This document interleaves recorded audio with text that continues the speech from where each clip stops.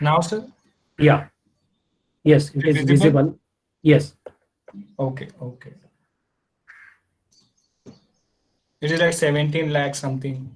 Yeah. Yeah. Okay.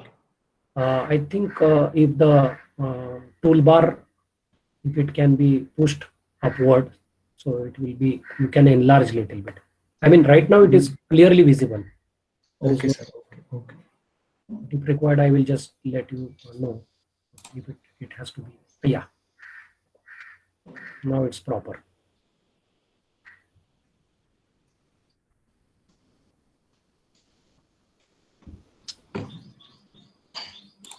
Namaskar. Good afternoon, all. Today, I'm very happy to tell you that we have organized this second webinar on GATE examination and preparation strategy. And fortunately, we have one of our prominent alumni who has already cracked the GATE examination with bright colors. So on behalf of all of us, I welcome Mr. Manoj Adigopala. He has passed out from our own college uh, with B Mechanical, and then he appeared for GATE 2018. He has got All India rank of 654 with marks 78.29. So, and his score was 811 out of 1000. He was selected in many PSUs like BPCL, ONGC, THDC, Vizag Steel, and NITI, Mumbai. And presently, he is working as an executive officer in Bharat Petroleum Corporation Limited. Uh, and during these college days, not only in academics, he has also participated in extracurricular activities, and he has won prize for dance competition, first prize for dance competition, consequently for 4 years. So I am very happy. So on behalf of all of us, I welcome Manoj to this program, and without wasting time, I request Manoj to start his presentation. Thank you, sir. Thank you for the introduction. Thank you so much. First of all, I'm grateful that I got this opportunity to present and to share my experience with you all. And henceforth, I'm going to talk in Hindi only. I want you all guys to understand and ask your questions. अभी मैं ऐसा है कि आप ये भूल जाइए कि ये एक सेमिनार है या फैकल्टी है. ऐसे सोचिए कि वन ऑन वन डिस्कशन हो रहा है और आपको जो भी डाउट्स है वो आप एट द एंड पूछ सकते हो. ठीक है. सो स्क्रीन दिख रहा होगा I guess. Just please confirm. Hello. Yes, I am at least, I can see. Please write in the chat box. Okay. सही. सबसे पहले तो ऐसा है कि हम अभी आप कुछ लोग पास आउट होने वाले हो और कुछ थर्ड ईयर में होंगे, सेकेंड ईयर में होंगे. अभी क्वेश्चन ये है कि आप में से कितने लोग को लगता है कि आप जैसे ही पास आउट होगे तो आपको 1 लाख पर मंथ सैलरी का जॉब मिल जाएगा या फिर 50,000, 80,000, 1 लाख पर मंथ ऐसे मिल जाएगा. या फिर आप में से कितने लोग को ऐसा लगता है कि आपके जितने जो एज है उस एज में किसी लोगों को इतनी सैलरी मिल जाती होगी या मिलती भी होगी. अगर मिलती है तो कोई चांसेस है ऐसा.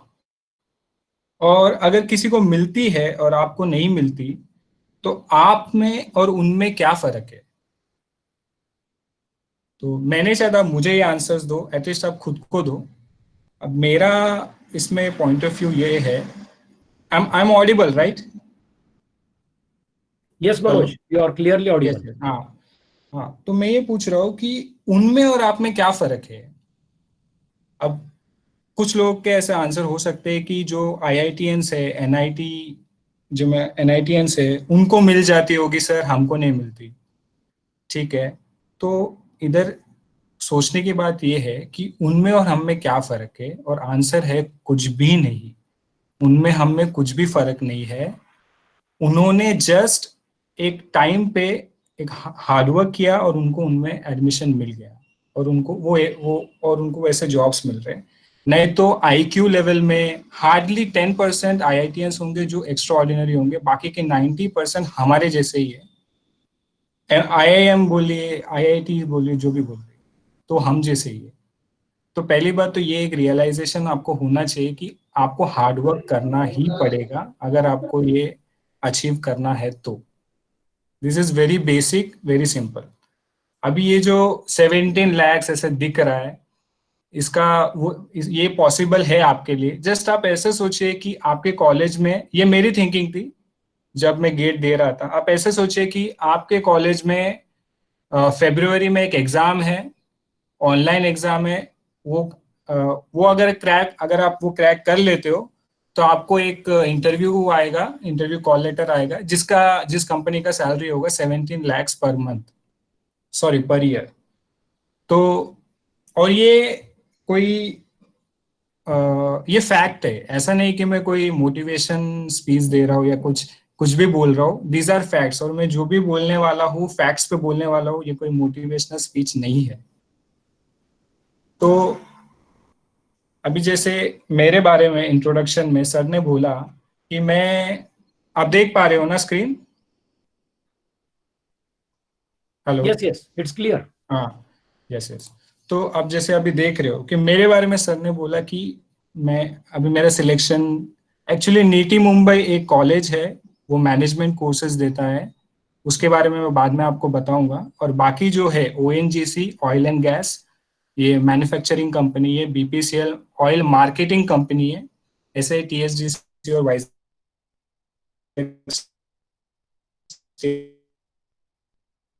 अलग अलग कंपनीज हैं। मैं सेलेक्ट हुआ, मेरे मार्क्स ये है, just a part of me. और मैं ये कहना चाहता हूँ, see this is also my part. मैं ये भी हूँ, मैं सिर्फ ये नहीं हूँ, मैं ये भी हूँ।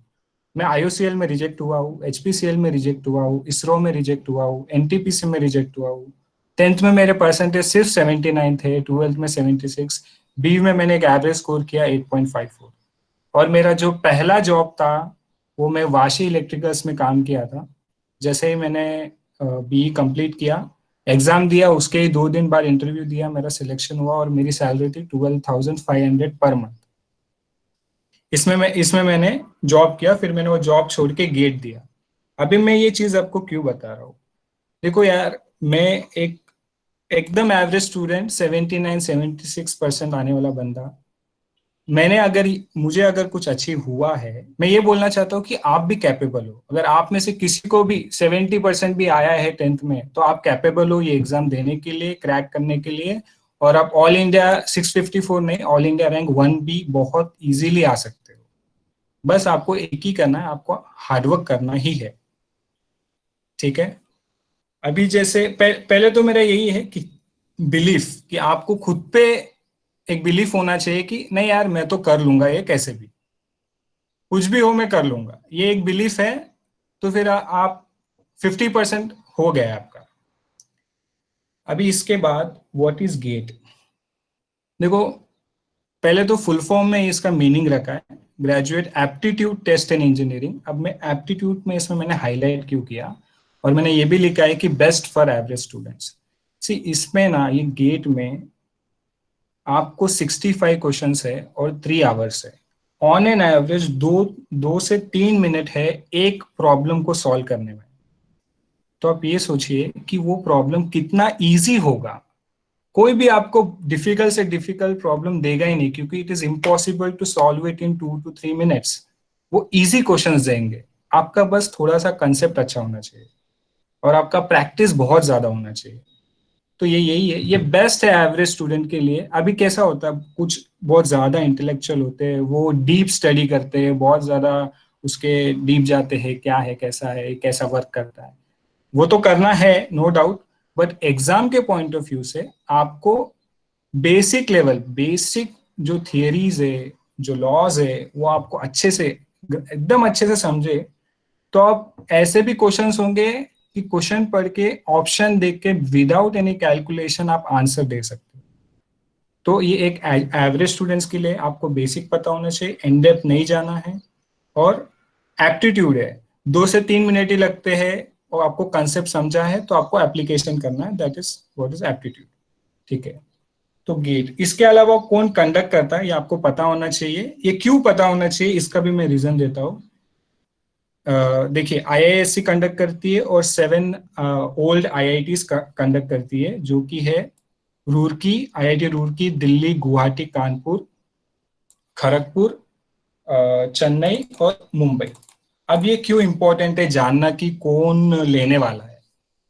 कैसा होता है, अगर आपको पता चला कि ये साल कौन लेने वाला है, तो 2021 में कौन लेने वाला है, तो वो जो आईआईटी है जिसने इसके पहले जो अगर 2021 सोचिए, 2015 में, इस बार अगर जस्ट सपोज इस बार आईआईटी बॉम्बे ले रहा है, ठीक है, तो 4 साल पहले आईआईटी बॉम्बे ने लिया होगा, तो उसने किन सब्जेक्ट्स पे ज्यादा ध्यान दिया, ये आप फाइंड आउट कर सकते हो, और उससे आप ये निकाल सकते हो कि कौन से सब्जेक्ट्स पे आपको बहुत ज्यादा ध्यान देना है, क्योंकि होता है, हर एक आईआईटी का एक स्पेशलिटी होती है। कोई सॉम सब्जेक्ट, सॉम मटेरियल इसमें होता है, कोई थर्मल में रहता है, तो उस हिसाब से आप एक थोड़ा सा आइडिया आपको आ जाएगा कि किस पे ज्यादा वेटेज जा सकता है। बट ये जरूरी नहीं है, आपको फिर भी सब पढ़ना ही है। ठीक है, अभी ये कौन अभी आए, इन लोग लेते हैं, बट इन लोग क्यों लेते हैं, इन लोग किनके बिहाफ में लेते हैं, वो लेते हैं एमएचआरडी, अपना ministry of human resource and development, इनके बिहाफ में गेट लेते हैं ये आईआईटीज और आईआईएससी। अभी पॉइंट है वाई गेट, कि गेट देना क्यों मैंडेटरी। देखिए, आपको बीई, एमई, एमटेक, एमएस, ये जो भी अभी अभी हमें मोस्टली यही पता है कि एमई, एमटेक, एमएस, इसके अलावा कुछ आईआईटीज है जो एमटेक प्लस पीएचडी कोर्सेज भी देते हैं, जो कि 5 इयर्स का होता है, और बहुत लोगों का यही एम होता है कि उन लोग को पीएसयू में जॉब मिले। ठीक है, और ये गेट का स्कोर सिंगापुर और जर्मनी, ये जो इनके जो कुछ यूनिवर्सिटीज में गेट का स्कोर वैलिड है, तो आप गेट के स्कोर से वहां पे भी एडमिशन ले सकते हो। अगर मैं फास्ट हूं तो आप प्लीज मुझे बोल दीजिए, तो मैं थोड़ा धीरे बोलता हूँ। अगर मुझे कभी रुकना है, आप प्लीज नोट डाउन करिएगा जो भी है। स्क्रीनशॉट विनशॉट से सही नहीं रहेगा, आप जब लिखोगे तब आपका लिखने से और ज्यादा आपको वो याद रहेगा। अगर मैं फास्ट हूं तो मैं धीरे बोलूंगा। सर, एम आई फास्ट और it's okay, the pace No, is no, it is okay? perfect. It is perfect. It is perfect. Okay, okay. See, I am more interested in knowing your questions rather than giving my presentation. क्योंकि मैं वो solve कर सकता हूँ। ठीक है, और सी, अभी वाई गेट तो आपको पता चल गया। अभी नीति मुंबई, का क्या है? नीति मुंबई ये कॉलेज है, ये पोस्ट ग्रेजुएट, ये पीजीडीआई कोर्सेज देता है। ये आप बी के बाद 2 साल का रहता है कोर्स, और नीति मुंबई इस वो मैनेजमेंट कोर्सेज देता है, वो ऑलमोस्ट आईआईएम्स के इक्वल है। मैं ये नहीं बोलूंगा कि टॉप आईआईएम, बट मैं ये जरूर बोलूंगा कि टॉप 10 मैनेजमेंट कॉलेजेस में ये है के इंडिया के। तो इसमें क्या है, इसमें ना 3 कोर्स रहता है नीति मुंबई में, और इंडस्ट्रियल इंजीनियरिंग, मैन्युफैक्चरिंग और प्रोडक्शन, इन तीनों में रहता है। और इसमें एवरेज एवरेज पैकेज 100% प्लेसमेंट होता है नीति मुंबई में, ये this is the first point. और दूसरा जो एवरेज पैकेज है इसमें 19 lakhs का है, और मैक्सिमम मैक्सिमम डोमेस्टिक, मतलब इंडिया में जो इसका पैकेज है वो करीब 40 lakhs 50 lakhs पर एनम रहता है। और इसके अलावा जो फॉरेन में जब जॉब्स मिलते हैं हमें, उसका जाता है पैकेज 50-60 और मे बी 1 crore। तो ये this is equivalent to an IIM, maybe top 10 IIMs में ऐसे मैं कंसिडर करूंगा। और इसमें मेरे को एक्चुअली मिला था admission, but due to some financial reason मैंने इसमें नहीं ले पाया, नहीं तो मैं इसमें जरूर जाता। और ये आपका जो स्किल्स है वो काफी बहुत आपको प्रोफेशनल बना देगा, जितना मैंने इसका सुना है, मैंने खुद इंटरव्यू दिया है, जिस हिसाब से मैंने इंटरव्यू क्रैक किया है उससे भी समझता है कि कितना अच्छा उनका मैनेजमेंट था, कैसे क्वेश्चंस थे, और बहुत ही अच्छा कॉलेज है। और मुंबई में ही है, आईआईटी बॉम्बे के पीछे ही है।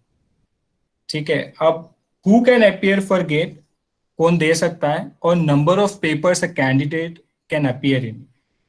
अभी इसमें कैसा है, इसके पहले, ये साल के पहले हम एक ही पेपर दे सकते थे और फोर्थ ईयर वाले देते थे। आई होप आप नोट डाउन कर रहे हो। ये एटलीस्ट ये तो करिए, ये इंपॉर्टेंट है। तो इस बार क्या चेंज हुआ है कि थर्ड ईयर स्टूडेंट्स भी दे सकते हैं, थर्ड ईयर्स एंड ऑनवर्ड्स, मतलब third year fourth year pass out होने के बाद जब भी देना है दो। और जो वैलिडिटी है वो 3 इयर्स का है, इसमें कोई एज लिमिट नहीं है।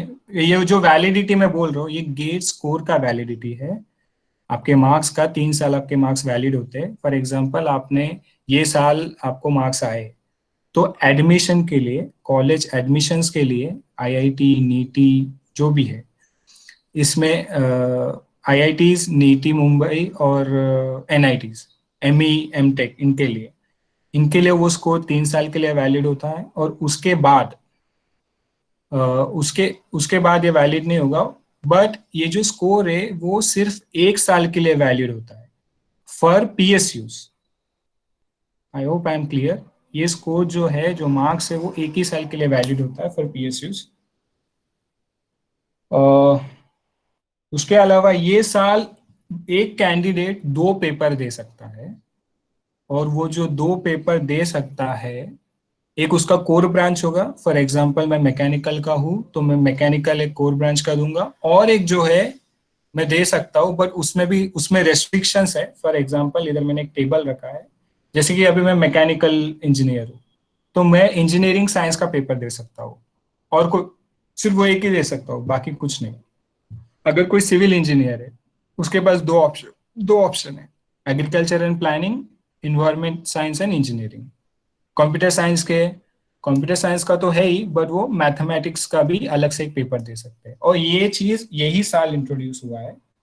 और इसमें बेनिफिट क्या है, देखो इसमें दोनों है, एडवांटेज भी है, और कंपल्शन नहीं है कि आपको दोनों पेपर देना है, आप कोई एक भी दे सकते हो। ठीक है, तो इसमें एडवांटेज डिसएडवांटेज क्या है कि अगर आप 2 पेपर देते हो तो आपको इंटरव्यूज में ये आप बोल सकते हो कि सर मैंने ये भी दिया है वो भी दिया है और ऐसा। बट आपको जो सिलेबस है और जो प्रिपरेशन है वैसे ही करना पड़ेगा, जो कि अभी वो आपको डिसाइड करना है कि वो वर्थ है कि नहीं। मैं प्रिफर करूंगा कि मैं एक ही पेपर दूं पूरा फोकस करके, और उसको मैं क्लियर कर दूं, और मैं दूसरे का सिलेबस देखूं। अगर सिलेबस चेंज नहीं है, ज्यादा चेंज नहीं है, और मेरे पास थोड़ा टाइम है उस बीच में, अभी मेरे नॉलेज में ऐसा है कि अभी मैकेनिकल इंजीनियरिंग का जो सेकेंडरी पेपर है जो कि इंजीनियरिंग साइंस, वो सिलेबस पूरा सेम है, पर इंजीनियरिंग साइंस में कम सब्जेक्ट्स है और इन डेप्थ है। तो मैं प्रिफर करूंगा कि मैं इंजीनियरिंग साइंस दे दूं, बट मैं पहले Manoj, फोकस करूंगा कि mechanical engineer. Hello. Manoj, Manoj, yes yes. just yes just yes. wait. Miss Radha, please stop presenting your screen. Please stop presenting your screen. गलती से शायद हुआ होगा। Okay stop okay. प्रेजेंटेशन पे आप टैप कीजिए।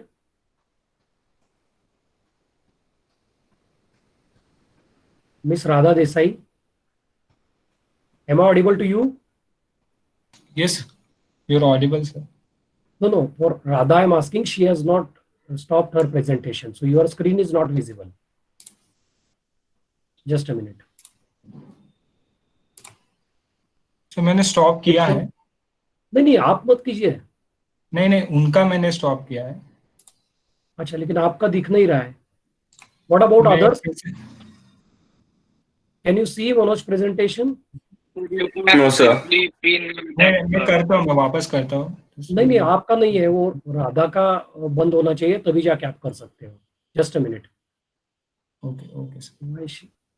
Radha, you just tap the screen and stop to press the stop presentation button.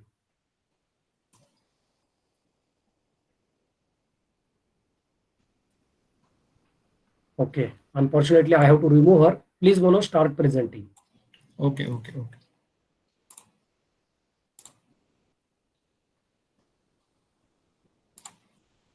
Okay. Is it visible to you? Yes, sir. Yeah. Yeah. Yes, Okay. sir. Bharat sir, please continue. Okay, sir, shall I share my video? Means shall I on my video, or it is okay? No, no, it's going Are you fine. able to communicate? Yes, yes. Everybody can speak in question answer session. They will ask a number of questions. Okay, okay, okay, cool. Please continue. हाँ, ठीक है. तो ये combination of papers में, as I said, आप कोई एक paper दे सकते हो सेकेंड पेपर में से कोई एक पेपर आप दे सकते हो. बस आपको सिलेबस ठीक से चेक करना होगा. इसके बाद व्हाट आर दी अपॉर्चुनिटीज. देखिए, ये सिंपल है कि आपको आईआईटीज में जाना है, कोई भी आपको एमई करना है तो आपको एमई, एमटेक, एमएस, जैसे कि इधर लिखा है, MTech plus PhD, PSU, research jobs, इनके लिए आपको गेट देना ही पड़ेगा. और फॉरेन यूनिवर्सिटीज में भी होता है. और इसके अलावा आपको पीएसयूज में जॉब मिलने का पॉसिबिलिटी है if you get a good score, followed by interviews. हर एक पीएसयूज का इंटरव्यू होता है, आपको वो इंटरव्यू देना है. वो भी 2 से 3 स्टेज होते हैं. बीपीसीएल में 3 स्टेजेस थे. मैं आपको पीएसयूज का बाद में बताऊंगा, ठीक है. और इसके अलावा अभी व्हेन एग्जाम्स आर कंडक्टेड, अभी ये मैंने ऑनलाइन ही निकाला है डाटा, आई गेस ये सही भी है, जस्ट आप भी रीचेक कर लेना. आप अभी इसका एप्लीकेशंस होते हैं 14 सितंबर को, गेट 2021 का एप्लीकेशन डेट है. आप एप्लीकेशन दे सकते हो तभी से 30 सितंबर तक. उसके बाद भी आप दे सकते हो टिल 7 अक्टूबर पर, मतलब इनफैक्ट आज अभी आप अप्लाई कर सकते हो गेट के लिए एप्लीकेशन. और ये जो 30 से 7 अक्टूबर तक है, इसमें भी आप कर सकते हो, बट आपको एक लेट फीस चार्ज होगा उस पर. और एडमिट कार्ड जो है आपको जैन में मिल जाती है, 8 जैन. ये प्लीज आप थोड़ा ध्यान रखना, 8 जैन को आपको एडमिट कार्ड मिलती है. क्यों? क्योंकि इसके बाद आपको पीएसयूज में या फिर एडमिशंस के लिए आपको अप्लाई करना पड़ता है बिफोर गेट एग्जाम. मैं फिर से रिपीट करूंगा, आपका जो एडमिट कार्ड है आपको 8 जैन को मिलेगा. और उसके बाद जैन में ही पीएसयूज आपको ट्रैक करते रहना पड़ेगा. आप कोई भी एक वेबसाइट को फॉलो करोगे तो आपको मिल जाएगा कोई भी गेट के एग्जाम का कि किसका किसका नोटिफिकेशन आया है फॉर हायरिंग. तो आपको जैन में ही आपको एप्लीकेशन देना पड़ता है सारे पीएसयूज को. किसी किसी पीएसयू का कुछ चार्जेस होते हैं, 500, 1000 ऐसे, और किसी किसी के फ्री होते हैं. और इसके अलावा एग्जामिनेशन डेट्स, एग्जामिनेशन कब होता है? फेब में होता है, फर्स्ट और सेकेंड वीक में. Most probably Friday, Saturday, Sundays को होते हैं एग्जाम्स. और रिजल्ट आता है 45 डेज के बाद. यहाँ पे मैंने नेट से ही मिला है मुझे. ये एक्चुअली मैंने मेडिजी से फॉलो किया था, उसमें से मिला है मुझे, जो कि 22 मार्च 2021 को उसका रिजल्ट आएगा. अभी गेट आप दे रहे हो, आपको सिलेबस भी पता है, आपने प्रिपेयर भी कर लिया, बट आपको गेट में मार्क्स कम आए तो भी ठीक है. इसके अलावा और भी एग्जाम्स होते हैं जो कि गेट के सिलेबस के थोड़ा सिमिलर होता है. मेरे हिसाब से 70% सिमिलर होगा.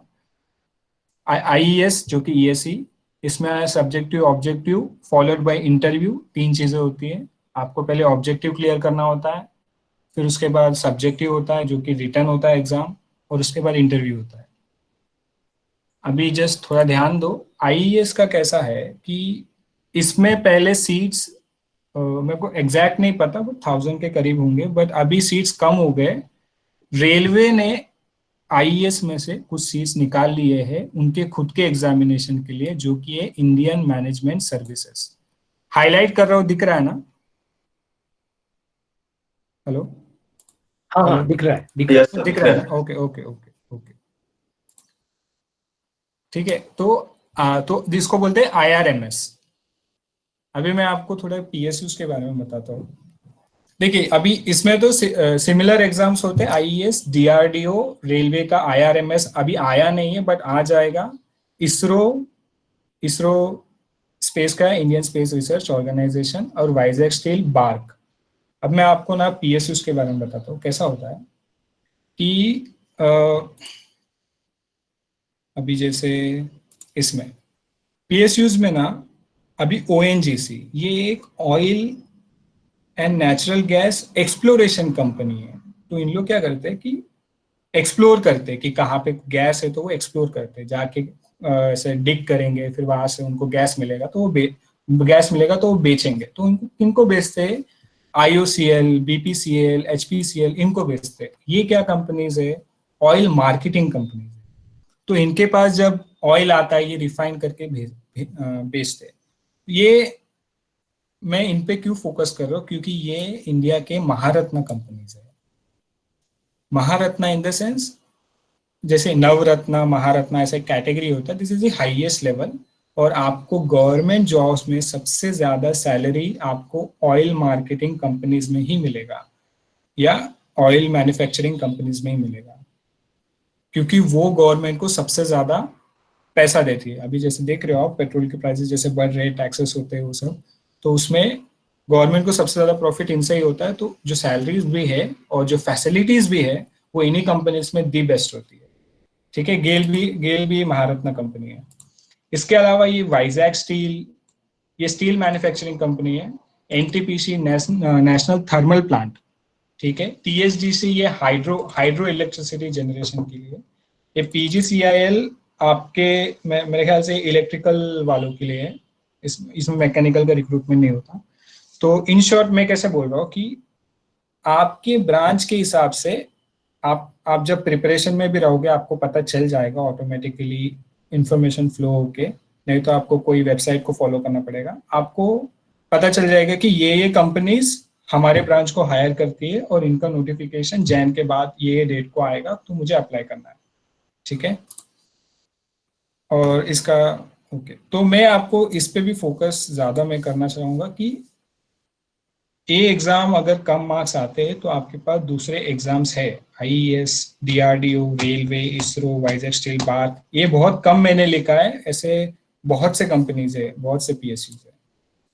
चलो, इसके बाद पैटर्न क्या है? अभी इस पे आप प्लीज नोट डाउन कर लीजिए, ये बहुत इंपॉर्टेंट है। अभी पैटर्न क्या है? टोटल 65 क्वेश्चंस होते हैं। उसमें जो जनरल एप्टी है वो 10 क्वेश्चंस होते हैं 15 मार्क्स का, और जो टेक्निकल प्लस मैथ्स का है वो 55 क्वेश्चंस होते हैं, वो होते हैं टोटल 85 मार्क्स के। अभी जैसे कि इसमें भी मैं आपको बताता हूँ, जो मैथ्स है उसके लिए 10 क्वेश्चंस होंगे 15 मार्क्स के। इसका मतलब क्या हुआ कि जनरल एप्टी प्लस मैथ्स आपको 30 मार्क्स का हो गया, और जो टेक्निकल पार्ट है वो आपका 70 मार्क्स का हो गया। तो आप कोई भी ब्रांच के हो, आपको जनरल एप्टी और मैथ्स ये बहुत ज्यादा इंपॉर्टेंट है। मैं इस पे अभी एक बात करता हूँ। कैसा है कि लोगों का कैसा मेंटेलिटी होता है जब वो गेट देते हैं, उनका अरे जनरल एप्टी ये तो बहुत इजी है, एप्टीट्यूड ही तो है, पढ़ने की जरूरत नहीं।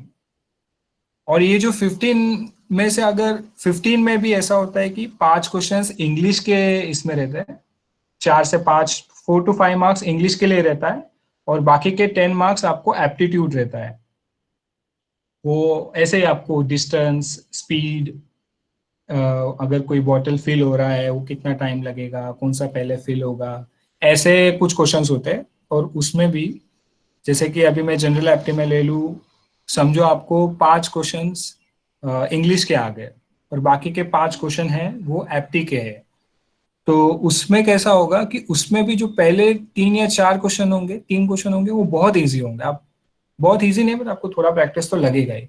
बट लास्ट के जो 2 क्वेश्चन है वो, उसके लिए आपको बहुत प्रैक्टिस लगेगा, और उसके लिए आपको ऑन द स्पॉट वो मेंटली वो एक क्लिक होना चाहिए कि हाँ ये है, तो मुझे इसको ऐसा सॉल्व करना। और उसके लिए आपको इसके पीछे पढ़ना ही है, इसको आपको प्रिपेयर अच्छे से करना ही है। अब मैं ये क्यों बोल रहा हूँ कि क्यों इतना मैं स्ट्रेस दे रहा हूँ। देखिए गेट में स्पेशली मैकेनिकल में 2 लाख बच्चे एग्जाम देते हैं, ठीक है। और दूसरे दूसरे ब्रांच में भी इलेक्ट्रिकल सिविल, उसमें भी ऑलमोस्ट 1 लाख to 1.5 लाख इतने बच्चे एग्जाम देते हैं। पर और इतना कंपटीशन, देखो ये एग्जाम बहुत इजी है। मैं क्यों इजी बोल रहा हूँ, क्योंकि 2 मिनट में वो टीचर, अगर 2 मिनट में क्वेश्चन सॉल्व करना है तो टीचर इजी प्रॉब्लम ही देगा ना, इतना टफ इतना लेंदी क्वेश्चन तो नहीं देगा, टेक्निकल देगा बट इजीली सॉल्व होने वाला देगा। तो 2 मिनट में सॉल्व होने वाले क्वेश्चन देगा, तो वो सॉल्व करने के लिए बहुत लोग बैठे तो सॉल्व भी कर लेंगे, तो कंपटीशन बहुत ज्यादा हो जाता है। तो इसमें आपको क्या करना है कि ये जनरल एप्टीट्यूड पे और मैथ्स पे भी, मैथ्स भी सेम, वो भी 10 क्वेश्चन है बट 15 मार्क्स है, और ये दो मिलके 30 मार्क हो गए। 30 मार्क्स मतलब 30% बहुत ज्यादा होता है। क्यों? क्योंकि 0.1 मार्क आपके रैंक में, 0.1 ना, 0.1, अगर आप, मैं तो बोलता हूँ 70 और 80 मार्क्स के, 75 to 80 मार्क्स के बीच में हो, अगर आपका स्कोर आया है 78 और किसी का आया है 77.9, 0.1 में आपको इजीली 50 से 100 लोग मिल जाएंगे, इजीली। और जैसे जैसे 70 to 75 बीच में जो 0.1 होता है, तभी आपको 200 लोग मिल जाएंगे।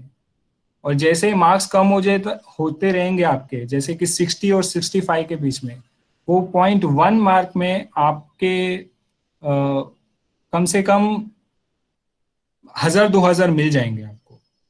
ऐसा कंपटीशन है। देखो अभी इधर मैं और एक चीज बताऊंगा, आप डिमोटिवेट मत होना कि कंपटीशन इतना है। इधर पॉइंट क्या है, सी 2 लोग प्रिपेयर कर रहे हैं, no doubt, 2 lakhs people are preparing for this, no doubt. पर how many are ready to do anything? That is most important. How many are ready to work hard for 24/7 for 1 year? That is very important. देखो ये जो marks है ये आपको online भी मिल जाएंगी, इसमें मुझे देने की ज़रूरत नहीं है। मैं आपको जस्ट एक आइडिया दे रहा हूँ कि ऐसा ऐसा है, और मैं आपको ये बताना चाहता हूँ कि वो एक एक मार्क का इम्पोर्टेंस क्या है, और आपको कहाँ पे मार्क्स लूज करने नहीं है, यू कैन नॉट अफोर्ड। जैसे कि जनरल एप्टी और मैथमेटिक्स, इसमें 30 मार्क में से आपको 29 मार्क्स आने ही चाहिए। नेक्स्ट, अभी मल्टीपल चॉइस क्वेश्चन, इसमें क्वेश्चंस तो है, अभी ये नया आया है, मैं ये हाईलाइट करता हूँ, ठीक है। इसके पहले गेट एग्जाम में जो टाइप ऑफ क्वेश्चंस होते थे वो मल्टीपल चॉइस, ये जो मल्टीपल चॉइस है ये, और न्यूमेरिकल एप्टीट्यूड, ये दो ही होते थे। बट अभी एक नया आया है, वो है मल्टीपल सिलेक्शन क्वेश्चंस, ठीक है। अभी इसका इनका मतलब क्या है, देखो मल्टीपल चॉइस में सिंपल है, आपको 4 ऑप्शन देंगे, उसमें से एक आपको सिलेक्ट करना है, ठीक है। और आपका रॉन्ग हुआ तो 1/3 नेगेटिव मार्क्स होते हैं, ठीक है। ये 1 या 2 मार्क का, अगर 1 मार्क का क्वेश्चन है तो 0.33 मार्क्स आपका नेगेटिव जाएगा, 2 मार्क का है तो 0.67, ठीक है। और multiple selection questions, multiple selection questions में क्या होता है, आपके पास 4 ऑप्शन है, ये भी ऑब्जेक्टिव है, पर इसमें एक के बदले ज्यादा ऑप्शंस राइट हो सकते हैं। तो आप जब क्वेश्चन पढ़ोगे, सो सी, मैं बोल रहा हूँ इस टाइम के गेट में, हेंसफोर्थ जो गेट एग्जाम होगा, ये जो है ये डिसाइडिंग है। ये जो रैंक आपका, मेरे हिसाब से यही डिसाइड करेगा, क्योंकि बहुत लोगों को पूरा नॉलेज नहीं होता और वो उसमें मिस्टेक कर सकते हैं। तो अभी कुछ लोग ऐसे भी करेंगे, उनको पता नहीं कि मल्टीपल चॉइस क्वेश्चन क्या है, मल्टीपल सिलेक्ट क्वेश्चन क्या है, क्योंकि उधर लिख के तो आएगा नहीं, और चॉइस क्वेश्चन में ज्यादा दिमाग लगा के 2 ऑप्शंस टिक करके आएंगे, मे बी वो रॉन्ग हो सकता है। या फिर ऐसा भी होगा कि मल्टीपल सिलेक्ट क्वेश्चन में ऑप्शन ही ऐसे देंगे कि आपको कोई एक ही मतलब ऐसे अगर ABCD 1 2 3 4 ऑप्शन दिया है, तो आपको आंसर में ऑप्शन रहेगा A, 1 and 2 इज करेक्ट, समझ रहे हो? 2 and 3 is correct, 3 and 4 is correct, 1 और 4 इज करेक्ट। तो ऐसे भी हो सकता है, मेरे ख्याल से वैसे ही होगा सिलेक्शन में। तो ये जो है सबसे इंपॉर्टेंट है, ये रैंक डिसाइडिंग क्वेश्चन होंगे। अभी न्यूमेरिकल आंसर टाइप क्वेश्चन, इसमें क्या है? न्यूमेरिकल आंसर टाइप क्वेश्चन में ये फिलिंग द ब्लैंक्स है, और वहां पे आपको नंबर लिखना होता है, ठीक है, नंबर लिखना होता है, और इसमें आपका नेगेटिव मार्क्स नहीं है, ये दो में नेगेटिव मार्क्स नहीं है, लास्ट के मल्टीपल सिलेक्शन क्वेश्चन में और न्यूमेरिकल आंसर टाइप क्वेश्चन में, बट आपका चॉइस जो है उसमें नेगेटिव रहेगा। और तीनों 1 मार्क के भी हो सकते हैं, 2 मार्क के भी हो सकते हैं। तो टोटल ड्यूरेशन है 3 आवर्स। तो ये जस्ट मैंने आपको बाइफरक्रेट किया है आपको समझने के लिए कि 85 मार्क्स, ये 1 मार्क कितने हैं, 2 मार्क कितने हैं उसके लिए है। जैसे कि ये सिंपल है, आप देख लीजिए, 25 इंटू 1 प्लस 30 इंटू 2, ये यही डिफाइन करता है कि 1 मार्क के कितने क्वेश्चन आएंगे और 2 मार्क के कितने क्वेश्चन आएंगे, उतना इंपॉर्टेंट नहीं है, ठीक है। अभी how many subjects and weightage of each subject, देखिए कैसा, अभी 30% तो आपका मैथ्स और जनरल एप्टी हो गया, ठीक है, और बाकी जो टेक्निकल है वो टेक्निकल आपका 70 हो गया, टेक्निकल आपका 70 हो गया। तो हर एक ब्रांच में कोई कुछ कोर सब्जेक्ट्स है उसमें वेटेज ज्यादा होता है। मैं जस्ट यहाँ पे मैकेनिकल का एग्जांपल ले रहा हूँ, जैसे कि जो प्रोडक्शन है, प्रोडक्शन, सॉम, टॉम, इन पे वेटेज बहुत है, 15 to 20, 15, 5 to 8, 5 to 8, ठीक है। और यहाँ पे मैंने रिवीजन, नंबर ऑफ रिविजन्स लिखा है, आपको इतने बार तो मिनिमम रिवीजन करना ही चाहिए based on the weightage given to that particular subject, ठीक है।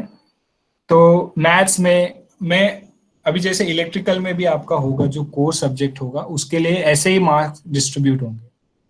तो मेरा क्या कहना है, आपको सब्जेक्ट्स है जो इम्पोर्टेंट है वो तो आपको पढ़ने ही है, ठीक है, ये तो आपको पढ़ने ही है, इसमें आपको कुछ मिस नहीं कर सकते। और उससे जो थोड़ा कम इम्पोर्टेंट तो है, बट जो थोड़ा कम वेटेज है उसमें आप पर्टिकुलर सब्जेक्ट जो है उसको, जो रिपीटेडली क्वेश्चंस आते हैं उस पर ज्यादा फोकस करना चाहिए, और बाकी का भी पढ़ना है, छोड़ना कोई नहीं है, और इसमें आपको पर्टिकुलरली उस पर ध्यान देना है। और उसके बाद ये जो चीजें हैं, ये जो लास्ट के जो सब्जेक्ट्स है, ये है रैंक डिसाइडिंग क्वेश्चंस सब्जेक्ट्स। क्यों, कैसा होता है, लोग ना इसको भूल जाते हैं और ऊपर का कर लेते हैं, क्यों, उनका वेटेज बहुत ज्यादा है, उन लोग थरो नॉलेज उनका वो ऊपर के सब्जेक्ट्स का रहता है, बट इसका नहीं रहता।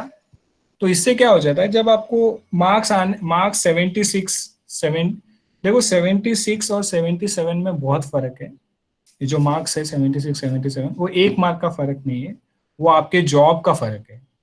एक को जॉब मिल जाएगा और दूसरे को नहीं मिलेगा। मैं आपको ये एग्जांपल्स भी दूंगा जो मैंने फेस किए हैं।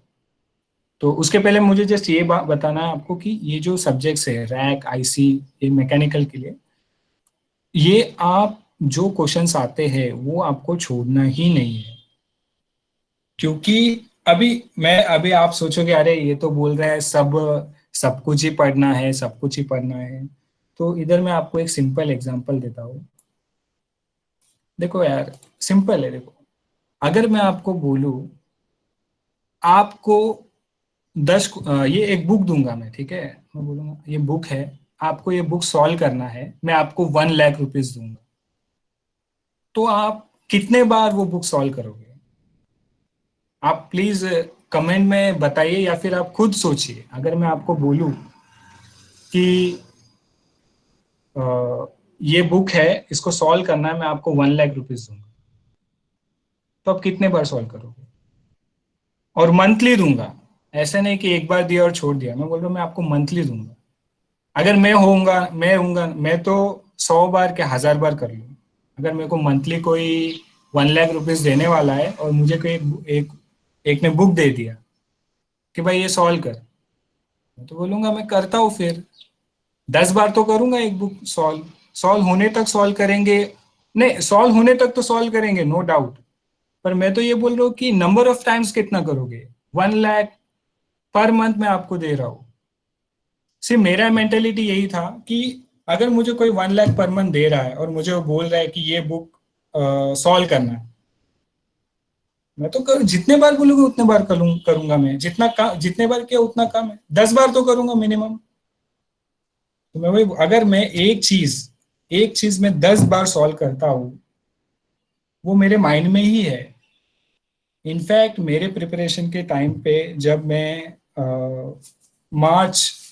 मई से मैंने स्टार्ट किया था, मई से जब मैं स्टार्ट किया था, तो जैन तक ना कैसा मेंटेलिटी था मेरा कि गेट एग्जाम का जो मोस्ट मतलब गेट एग्जाम का जो प्रीवियस ईयर क्वेश्चन पेपर है, उसमें से पूरी गाइड होती है 1000 पेजेस की, और उसमें जो 1-2 मार्क्स के क्वेश्चन है, अगर मुझे कोई बोलता कि ऐसा रैंडमली पेज ऐसा कोई भी बुक निकाल के बोलता मनोज ये सॉल्व कर, मैं वो देख के मैं गेस भी कर लेता कि इसका आंसर कितना है।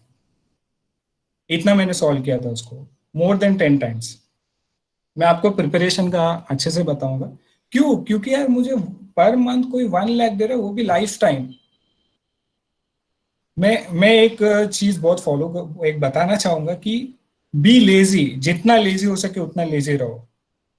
पर ये जो 1-2-3 साल है, इसमें इतना मेहनत करो आप कि पूरी रेस्ट जो पूरा बाकी का जो लाइफ है वो आप फुल लेजी रहो, घूमो, कुछ भी करो। बट ये जो 2-3 इयर्स आपका अभी है, 3-4 इयर्स अप टिल एज 28, 25-28, आप इतना मेहनत करो कि बाद में आपको बस ऐसा गवर्नमेंट जॉब मिलना है, बैठना है और मस्त एंजॉय करना है।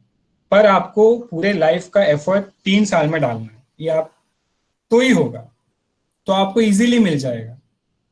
आई hope I am clear and you are agree with मी,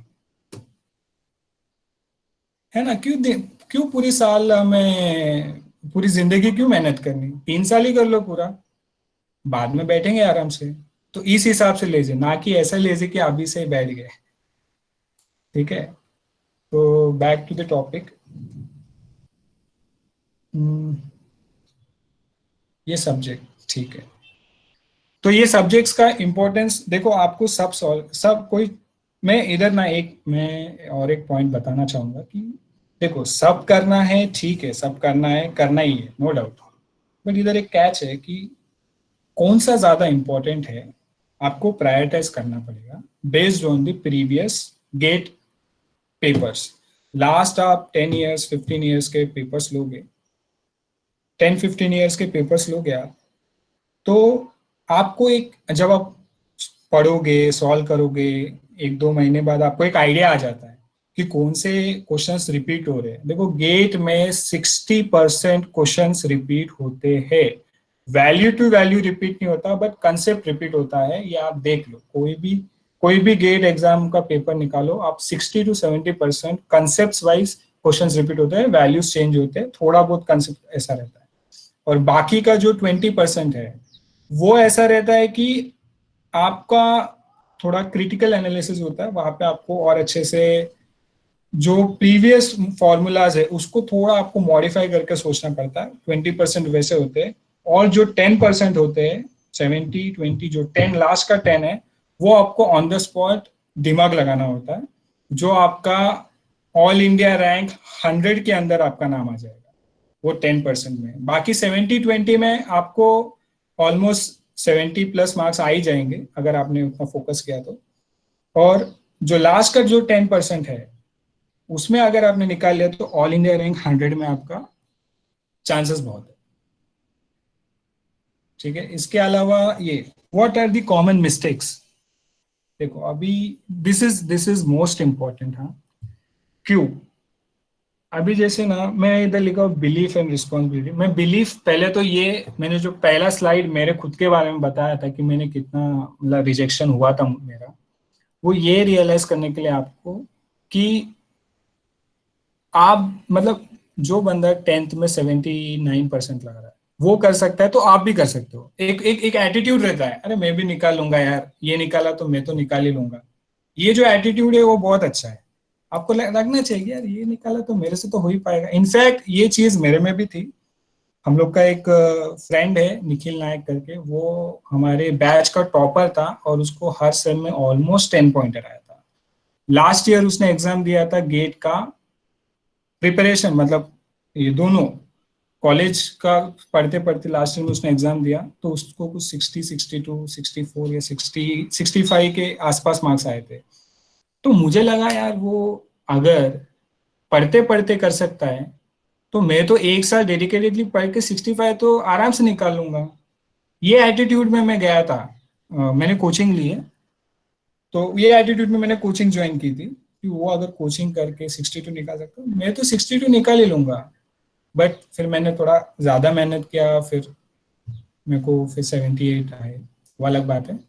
तो ये पहला तो ये है कि आपको एक बिलीफ होना चाहिए कि नहीं यार मैं तो निकाल लूंगा कुछ भी हो, अगर मनोज निकाला है तो मैं तो निकाल ही लूंगा, इसमें कोई डाउट ही नहीं। और दूसरा, not going for best coaching centres, ये जो है ना, एक्चुअली मैं आपको सेशन के एंड में एक वीडियो दूंगा, उस वीडियो से मैं इंस्पायर हुआ था और सिर्फ उसी वीडियो से नहीं, that is one of the reason, और मैंने गेट देने का भी सोचा था। ठीक है, तो in line with that, not going for best coaching centre, अभी ये क्या है कि लोगों का कैसा एटीट्यूड रहता है कि पीई के बाद मैं जॉब करता हूँ और मैं मेरे फैमिली को सपोर्ट करूंगा। ठीक है, नो डाउट, बहुत अच्छी बात है, आप रिस्पॉन्सिबिलिटी ले रहे हो। पर तभी कैसा हो जाता है, आपका सैलरी है अगर 20,000, उसमें यार आपका खुद का खर्चा नहीं निकलेगा तो आप आपके फैमिली को कैसे सपोर्ट करोगे। अभी बहुत से स्टूडेंट्स एफएमटी में होंगे, I am sure, may be उनमें से एक था, जो लोग सोचते हैं यार मेरे घर पे इतना फैमिली, इतना फाइनेंशियली स्टेबल नहीं है कि मैं गेट दे पाऊँ, उनसे घर से पैसे ले पाऊँ। मैं बोल रहा हूँ ठीक है, पर अगर आप ज्वाइन भी कर ले कोई जॉब, यार 15, मेरा एग्जांपल 12,500 मेरी सैलरी थी, उसमें मैं घर में क्या ही सपोर्ट करूंगा। तो ये जो मिथ है ना कि मैं जॉब करके 15,000 का या 12,000 का करके मैं घर पे सपोर्ट करूंगा, ये आप पहले तो तोड़ दो। ये बहुत, इसमें कैसा है, हम खुद को ब्लेम भी नहीं करते क्योंकि वो तो घर वालों पे हमने छोड़ दिया है कि बाबा उनके वजह से हो रहा है। जब खुद पे, समझ रहे हो, हमने उन पे अगर डाल दिया तो फिर हम तो मेहनत भी नहीं करने वाले। तो पॉइंट ये है कि आप रिस्पॉन्सिबिलिटी लो, आप बोलो नहीं नहीं जो भी है मैं खुद मैनेज करूंगा। मेरा एक, इस पे मैं बोल देता हूँ, एक मेरा एक फ्रेंड है, शॉर्ट में बोलूंगा, मेरा एक फ्रेंड है, वो उसके पास पैसे नहीं थे, वो हैदराबाद आया था गेट कोचिंग में पढ़ने के लिए। उसके पास सिर्फ 50,000 थे और उसने सोचा कि उसका फिर ऐसा था कि अरे मैं क्लास कैसे ज्वाइन करूँ क्योंकि मेरे पास, मैं वो अगर 50,000 उधर देगा तो रहेगा किधर, खाएगा किधर। तो उसका वो प्रॉब्लम था। तो उसने क्या किया, उसने डिसाइड किया कि मैं रहूंगा इधर ही पढ़ूंगा बट मैं कोचिंग नहीं जाऊंगा। ठीक है, और जो कोचिंग जा रहे उनका मैं बुक्स लेके पढ़ूंगा, मतलब उनके साथ रूम शेयर करके। और उसने वही किया, उसने 72 मार्क्स लाए और वो रोने लगा क्योंकि 72 मार्क्स पे आपको पीएसयूज पे, उसने एक साल मेहनत की, उसने पेपर दिया, फिर उसको 72 आए और वो रोने लगा क्योंकि यार उसको फिर जॉब नहीं मिलेगा, पीएसयूज के कॉल्स नहीं आएंगे। तो लकीली उसको बीपीसीएल का कॉल आया और उसने मुझे बोला था कि वो मेरे साथ ही है, मेरे बैच में ही, मतलब मेरे मेरे साथ ही ज्वाइन हुआ था बीपीसीएल। और उसने मुझे बोला कि मनोज मैंने वो एक साल में जितना नहीं पढ़ा ना, वो मैंने वो 2 महीने में पढ़ लिया था। मेरे को कुछ भी हालत में मेरे को जॉब चाहिए थी क्योंकि उसके मॉम डैड भी नहीं थे, उसका फाइनेंशियली कोई बैकअप भी नहीं था, और वो भी उसने जो 50,000 लाए थे वो उसने किसी को बोल के लोन लिया था कि 50,000 दे यार मैं कर लूँ। सी ऐसे ऐसे पर्सनैलिटीज है, और ये कोई ऐसा नहीं कि कोई अब्दुल कलाम है या अंबानी है, ऐसा कोई नहीं, ये हम जैसे ही लोग हैं, या आप में से ही कोई एक बंदा है। ये आप रियलाइजेशन करो, वो अगर वैसे कर सकता है, हमारे पास तो सब कुछ है, तो हम क्यों नहीं कर सकते। और सेकेंड पॉइंट है जो not going for best coaching, ये मैं यही बोलता हूँ कि कैसा है, गेट में आपको टाइम कम है, even if you have 1 year it is less, it is optimum. मैं मोर नहीं बोलूंगा, लेस भी नहीं बोलूंगा, इट इज 1 ईयर है, इट इज ऑप्टिमम। और कैसा है, आपको जो गाइडेंस है और जो सब्जेक्ट का नॉलेज है उस पे आप रिस्क नहीं ले सकते। अगर कोई कंसेप्ट आपको एग्जैक्ट जो कंसेप्ट है वो कोई बताने वाला नहीं है या आप सेल्फ स्टडी नहीं कर पाते, तो आप ऐसा मत सोचो कि मैं ऑनलाइन लेक्चर देख के कर लूंगा, यूट्यूब देख के कर लूंगा। डियर फ्रेंड्स, यहाँ पे लोग 1-2 साल से कोचिंग जाके पूरे दिन रात मेहनत करके बैठे हुए हैं। उनके सामने अगर मैं बोलूँ अरे मैं यूट्यूब के लेक्चर्स देख के करूंगा, तो वो नहीं होगा। इससे अच्छा आप करो ही मत। इससे अच्छा आप जॉब ढूंढ लो, कुछ और कर लो। अगर आप कर रहे हो तो ऐसा रहे कि I will do whatever it takes, मुझे करना ही करना है बोले तो करना है, ऐसा एटीट्यूड रहना चाहिए। और अच्छे कोचिंग में जाने की जरूरत क्यों है? कैसा है, अभी आप 4 साल एफएमटी में हो, क्या फिर से 4 साल कोई दूसरे एफएमटी से कोई अच्छा अगर कॉलेज हो, अगर आपको लगता है आप उसमें फिर से इंजीनियरिंग करोगे?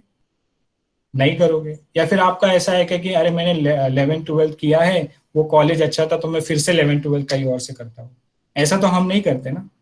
तो इसी तरह गेट का भी, आप गेट बार बार नहीं देने वाले हो। आपका एज होगा, आपको आप पे रिस्पॉन्सिबिलिटीज आएंगी, आप बहुत कुछ होगा। तो आप अभी टाइम है तो go for the best and give your best. This is very important.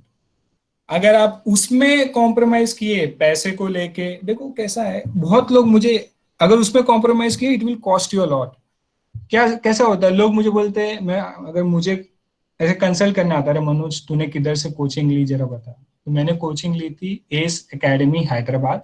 मैं हैदराबाद में था 7 महीने, उधर मैंने 7 महीने कोचिंग में पढ़ा।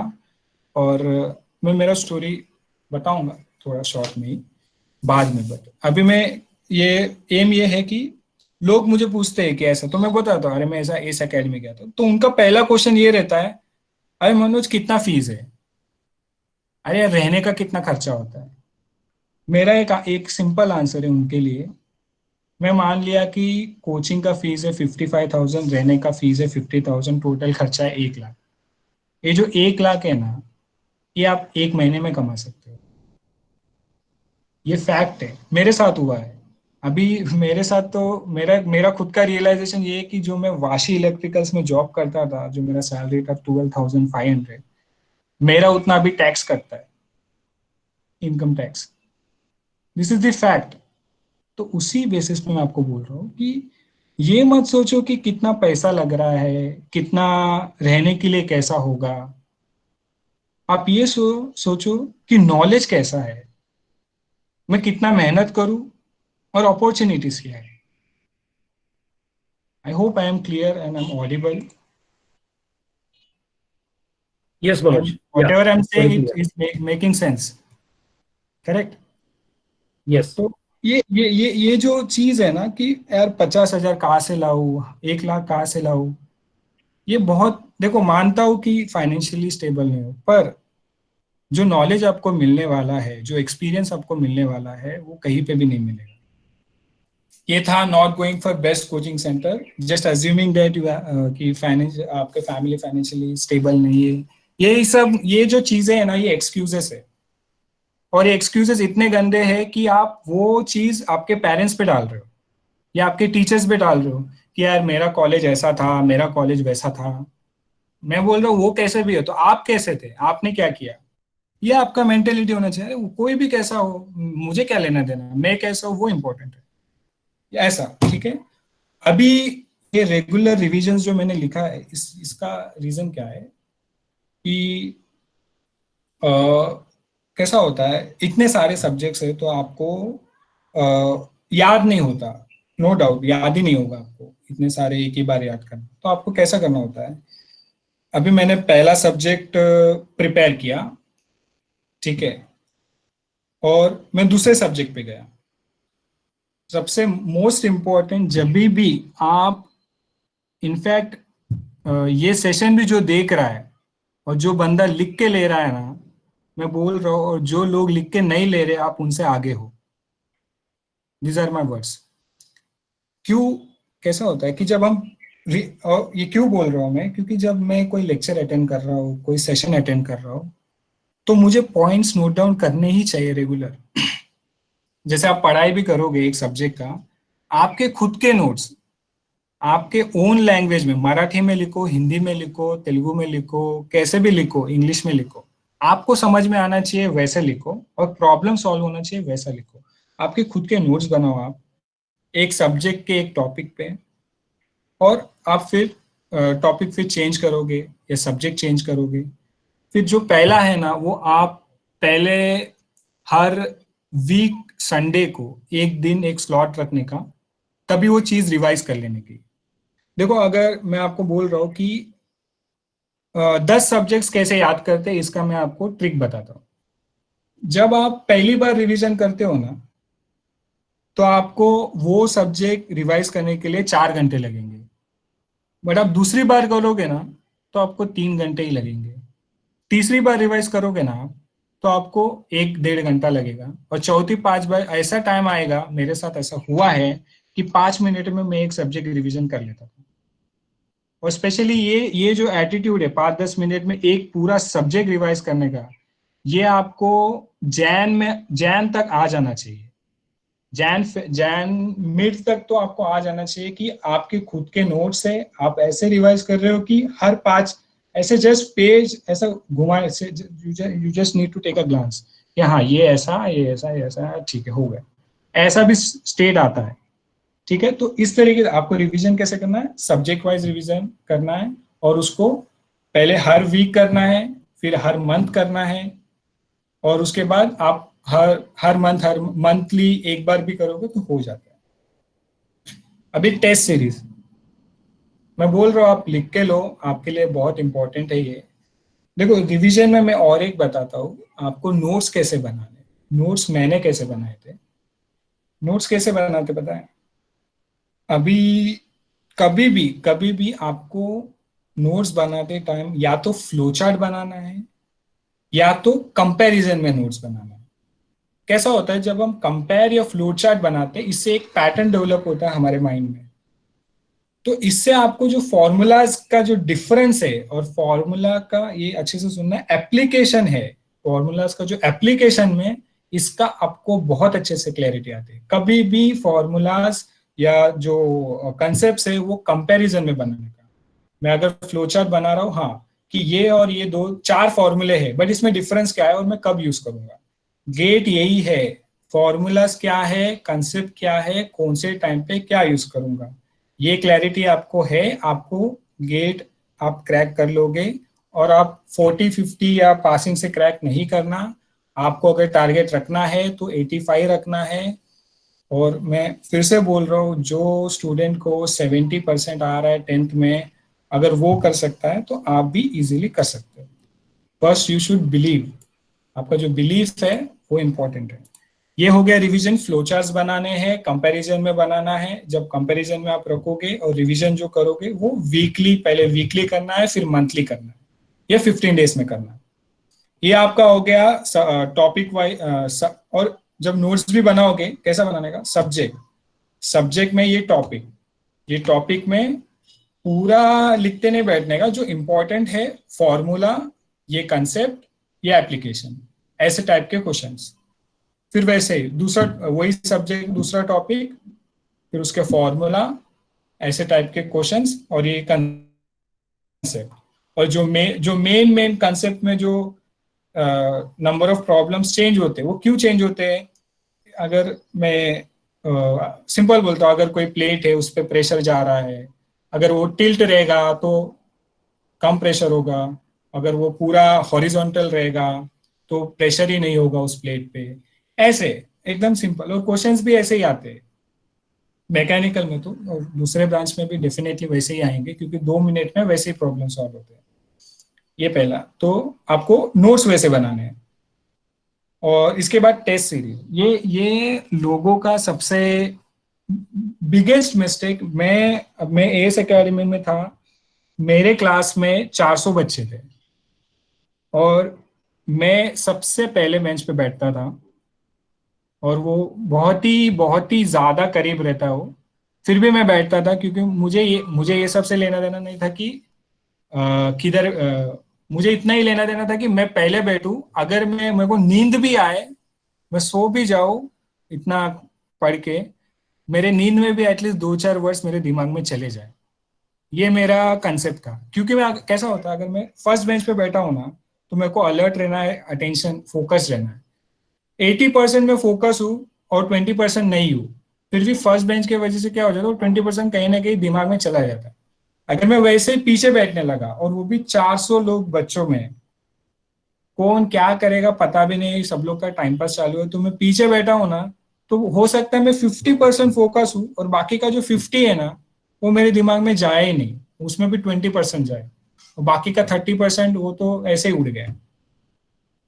आई होप आपको समझ रहा है कि आपको आगे क्यों बैठना चाहिए अगर आप कोई क्लासेस में जा रहे हो तो। लोगों का कैसा एटीट्यूड रहता है, अरे किधर भी बैठो क्या फर्क पड़ता है, सुनना ही तो है, आवाज तो हर जगह से आती है, स्पीकर्स लगे हुए, वैसा नहीं रहता, आपकी सिंसियरिटी दिखती है। तो टेस्ट सीरीज का मैं क्यों ऐसा, टेस्ट सीरीज का क्या है, अभी मेरे क्लास में 400 बच्चे थे, बट हार्डली 10% स्टूडेंट्स ने टेस्ट सीरीज जल्दी स्टार्ट किया था। अच्छे से सुनो, जल्दी स्टार्ट किया था। मैं क्यों बोल रहा हूँ, लोगों का कैसा रहता है, अरे 6 महीने मेरा, 6 महीने तक मेरा क्लास है, जैसे क्लास कंप्लीट होता है उसके बाद में ये करूंगा, 6 महीने के बाद में टेस्ट सीरीज स्टार्ट करूंगा। और यहाँ पे ही उन लोग गए, उन लोग को 2 लाख में से हार्डली 80,000 लोग क्लासेस जाते होंगे, उसमें से 50,000 लोग सीरियस होंगे, और उसमें भी ये जो टेस्ट सीरीज जो लेट दिए ना, उनमें भी 20-30 हजार होंगे, तो वो भी आपके कंपटीशन से बाहर। आप बचे 20,000 लोग जो एकदम सीरियसली नोट्स बना के टेस्ट सीरीज दे रहे हैं। आपको टेस्ट सीरीज कब स्टार्ट करना चाहिए, ये मेरा खुद का एक्सपीरियंस है, और ये सिर्फ मेरे खुद के ओपिनियन से। अगर आपको कोई अच्छा मेंटर मिलता है तो आप प्लीज उनसे कंसल्ट करिए, उनका रिव्यूज लिए, मेरे बोलने पे मत जाइए, ये मेरा एक्सपीरियंस बता रहा हूँ सिर्फ। अभी जो टेस्ट सीरीज है आपको देना, मेरे हिसाब से देना चाहिए आप जैसे ही टॉपिक स्टार्ट करते हो पढ़ने के लिए। देखो टेस्ट सीरीज, और मैं इधर ये भी लिखूंगा कि गेट, गेट का जो, गेट के जो प्रीवियस प्रीवियस ईयर पेपर्स है वो, ठीक है।